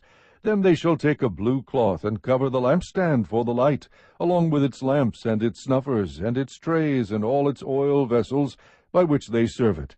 And they shall put it and all its utensils in a covering of porpoise skin, and shall put it on the carrying bars. Over the golden altar they shall spread a blue cloth, and cover it with a covering of porpoise skin, and shall insert its poles. And they shall take all the utensils of service with which they serve in the sanctuary, and put them in a blue cloth, and cover them with a covering of porpoise skin, and put them on the carrying bars. Then they shall take away the ashes from the altar, and spread a purple cloth over it. They shall also put on it all its utensils of names from 20 years old and upward, whoever was able to go out to war. Their numbered men of the tribe of Ephraim were 40,500. Of the sons of Manasseh, their genealogical registration by their families, by their fathers' households, according to the number of names, from 20 years old and upward, whoever was able to go out to war, their numbered men of the tribe of Manasseh were 32,200. Of the sons of Benjamin, their genealogical registration by their families, by their fathers' households, according to the number of names, from 20 years old and upward, whoever was able to go out to war, their numbered men of the tribe of Benjamin were 35,400. Of the sons of Dan, their genealogical registration by their families, by their fathers' households, according to the number of names, from 20 years old and upward, whoever was able to go out to war, their numbered men of the tribe of Dan were 62,700. Of the sons of Asher, their genealogical registration by their families, by their fathers' households, according to the number of names, from 20 years old and upward, whoever was able to go out to war, their numbered men of the tribe of Asher were 41,500. Of the sons of Naphtali, their genealogical registration by their families, by their fathers' households, according to the number of names, from 20 years old and upward, whoever was able to go out to war, their numbered men of the tribe of Naphtali were 53,400. These are the sons who were numbered, whom Moses and Aaron numbered, with the leaders of Israel, 12 men, each of whom was of his father's household. So all the numbered men of the sons of Israel by their fathers' households, from 20 years old and upward, whoever was able to go out to war in Israel, even all the numbered men were 603,550. The Levites, however, were not numbered among them by their fathers' tribe. For the Lord had spoken to Moses, saying, Only the tribe of Levi you shall not number, nor shall you take their census among the sons of Israel. But you shall appoint the Levites over the tabernacle of the testimony, and over all its furnishings, and over all that belongs to it. They shall carry the tabernacle and all its furnishings, and they shall take care of it. They shall also camp around the tabernacle. So when the tabernacle is to set out, the Levite shall take it down, and when the tabernacle encamps, the Levite shall set it up. But the layman who comes near shall be put to death. The sons of Israel shall camp, each man by his own camp, and each man by his own standard according to their armies. But the Levite shall camp around the tabernacle of the testimony, so that there will be no wrath on the congregation of the sons of Israel. So the Levite shall keep charge of the tabernacle of the testimony. Thus the sons of Israel did, according to all which the Lord had commanded Moses, so they did. Chapter 2. Now the Lord spoke to Moses and to Aaron, saying, The sons of Israel shall camp, each by his own standard, with the banners of their fathers' households. They shall camp around the tent of meeting at a distance. Now those who camp on the east side toward the sunrise shall be of the standard of the camp of Judah, by their armies, and the leader of the sons of Judah, Nahshon the son of Amminadab, and his army, even their numbered men, 74,600. Those who camp next to him shall be the tribe of Issachar, and the leader of the sons of Issachar, Nathanael the son of Zuar, and his army, even their numbered men, 54,400. Then comes the tribe of Zebulun, to serve him. They shall perform the duties for him, and for the whole congregation before the tent of meeting, to do the service of the tabernacle. They shall also keep all the furnishings of the tent of meeting, along with the duties of the sons of Israel, to do the service of the tabernacle. You shall thus give the Levites to Aaron and to his sons. They are wholly given to him from among the sons of Israel.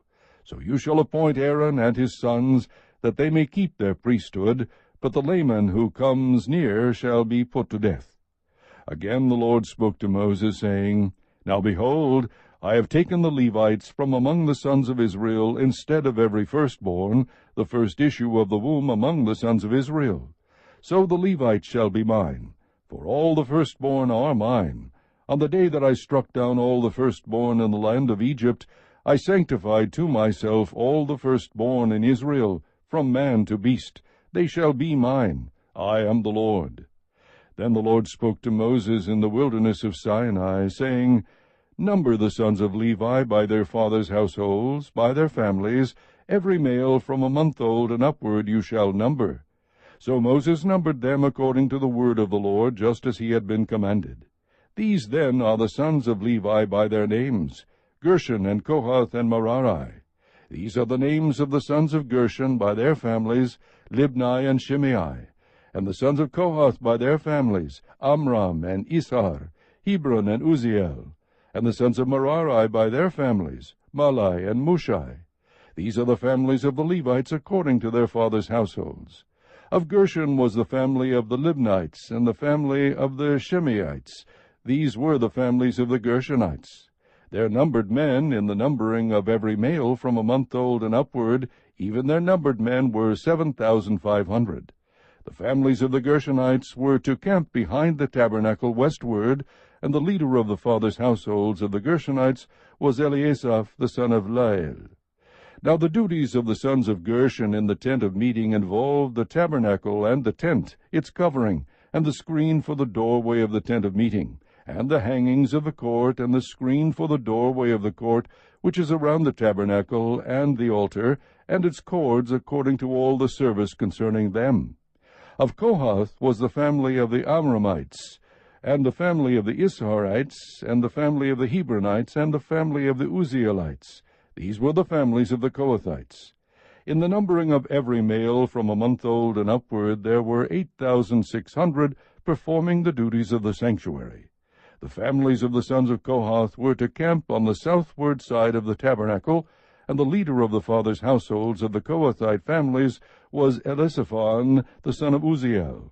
Now their duties involved the ark, the table, the lampstand, the altars, and the utensils of the sanctuary with which they ministered, and the screen, and all the service concerning them. And Eleazar the son of Aaron the priest was the chief of the leaders of Levi, and had the oversight of those who performed the duties of the sanctuary.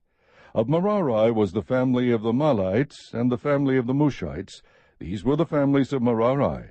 Their numbered men in the numbering of every male from a month old and upward were 6,200. The leader of the fathers' households of the families of Merari was Zuriel the son of Abihail. They were to camp on the northward side of the tabernacle. Now the appointed duties of the sons of Merari involved the frames of the tabernacle, its bars, its pillars, its sockets, and the leader of the sons of Zebulun, Eliab the son of Helon, and his army, even his numbered men, 57,400. The total of the numbered men of the camp of Judah, 186,400 by their armies. They shall set out first. On the south side shall be the standard of the camp of Reuben by their armies, and the leader of the sons of Reuben, Elizur the son of Shedeur, and his army, even their numbered men, 46,500. Those who camp next to him shall be the tribe of Simeon, and the leader of the sons of Simeon, Shelumiel the son of Zerushadai, and his army, even their numbered men, 59,300. Then comes the tribe of Gad, and the leader of the sons of Gad, Eliasaph the son of Deuel, and his army, even their numbered men, 45,650. The total of the numbered men of the camp of Reuben, 151,450 by their armies, and they shall set out second. Then the tent of meeting shall set out with the camp of the Levites in the midst of the camps. Just as they camp, so they shall set out, every man in his place by their standards. On the west side shall be the standard of the camp of Ephraim by their armies, and the leader of the sons of Ephraim shall be Elishama the son of Ammihud, and his army, even their numbered men, 40,500. Next to him shall be the tribe of Manasseh, and the leader of the sons of Manasseh, Gamaliel the son of Pedahzur, and his army, even their numbered men, 32,200. Then comes the tribe of Benjamin, and the leader of the sons of Benjamin, Abidan the son of Gideoni, and his army, even their numbered men, 35,400. The total of the numbered men of the camp of Ephraim, 108,100 by their armies, and they shall set out third. On the north side shall be the standard of the camp of Dan by their armies, and the leader of the sons of Dan, Ahiezer the son of Ammishaddai, and his army, even their numbered men, 62,700. Those who camp next to him shall be the tribe of Asher, and the leader of the sons of Asher, Pagiel the son of Okran, and his army, even their numbered men, 41,500. Then comes the tribe of Naphtali, and the leader of the sons of Naphtali, Ahira the son of Enan, and his army, even their numbered men, 53,400. The total of the numbered men of the camp of Dan was 157,600. They shall set out last by their standards. These are the numbered men of the sons of Israel by their fathers' households. The total of the numbered men of the camps by their armies, 603,550. The Levites, however, were not numbered among the sons of Israel, just as the Lord had commanded Moses. Thus the sons of Israel did according to all the Lord commanded Moses. So they camped by their standards, and so they set out, every one by his family, according to his father's household. Chapter 3. Now these are the records of the generations of Aaron and Moses at the time when the Lord spoke with Moses on Mount Sinai. These then are the names of the sons of Aaron, Nadab the firstborn, and Abihu, Eleazar, and Ithamar. These are the names of the sons of Aaron, the anointed priests, whom he ordained to serve as priests. But Nadab and Abihu died before the Lord when they offered strange fire before the Lord in the wilderness of Sinai, and they had no children. So Eleazar and Ithamar served as priests in the lifetime of their father Aaron. Then the Lord spoke to Moses, saying, Bring the tribe of Levi near, and set them before Aaron the priest, that they may... Numbers chapter 1. Then the Lord spoke to Moses in the wilderness of Sinai, in the tent of meeting, on the first of the second month, in the 2nd year after they had come out of the land of Egypt, saying, Take a census of all the congregation of the sons of Israel, by their families, by their fathers' households, according to the number of names, every male, head by head, from 20 years old and upward, whoever is able to go out to war in Israel, you and Aaron shall number them by their armies. With you, moreover, there shall be a man of each tribe, each one head of his father's household. These then are the names of the men who shall stand with you: of Reuben, Elizur the son of Shedeur; of Simeon, Shelumiel the son of Zurishaddai; of Judah, Nahshon the son of Amminadab; of Issachar, Nathanael the son of Zuar; of Zebulun, Eliab the son of Helon; of the sons of Joseph; of Ephraim, Elishama the son of Ammihud; of Manasseh, Gamaliel the son of Pedahzur; of Benjamin, Abidan the son of Gideoni; of Dan, Ahiezer the son of Ammishaddai; of Asher, Pagiel the son of Okran; of Gad, Eliasaph the son of Deuel; of Naphtali, Ahira the son of Enan. These are they who were called of the congregation, the leaders of their fathers' tribes. They were the heads of divisions of Israel. So Moses and Aaron took these men who had been designated by name, and they assembled all the congregation together on the first of the 2nd month. Then they registered by ancestry in their families, by their fathers' households, according to the number of names, from 20 years old and upward, head by head, just as the Lord had commanded Moses. So he numbered them in the wilderness of Sinai. Now the sons of Reuben, Israel's firstborn, their genealogical registration by their families, by their fathers' households, according to the number of names, head by head, every male from 20 years old and upward, whoever was able to go out to war, their numbered men of the tribe of Reuben were 46,500. Of the sons of Simeon, their genealogical registration by their families, by their fathers' households, their numbered men, according to the number of names, head by head, every male from 20 years old and upward, whoever was able to go out to war, their numbered men of the tribe of Simeon were 59,300. Of the sons of Gad, their genealogical registration by their families, by their fathers' households, according to the number of names, from 20 years old and upward, whoever was able to go out to war, their numbered men of the tribe of Gad were 45,650. Of the sons of Judah, their genealogical registration by their families, by their fathers' households, according to the number of names, from 20 years old and upward, whoever was able to go out to war, their numbered men of the tribe of Judah were 74,600. Of the sons of Issachar, their genealogical registration by their families, by their fathers' households, according to the number of names, from 20 years old and upward, whoever was able to go out to war, their numbered men of the tribe of Issachar were 54,400. Of the sons of Zebulun, their genealogical registration by their families, by their fathers' households, according to the number of names, from 20 years old and upward, whoever was able to go out to war, their numbered men of the tribe of Zebulun were 57,400. Of the sons of Joseph, namely of the sons of Ephraim, their genealogical registration by their families, by their fathers' households, according to the number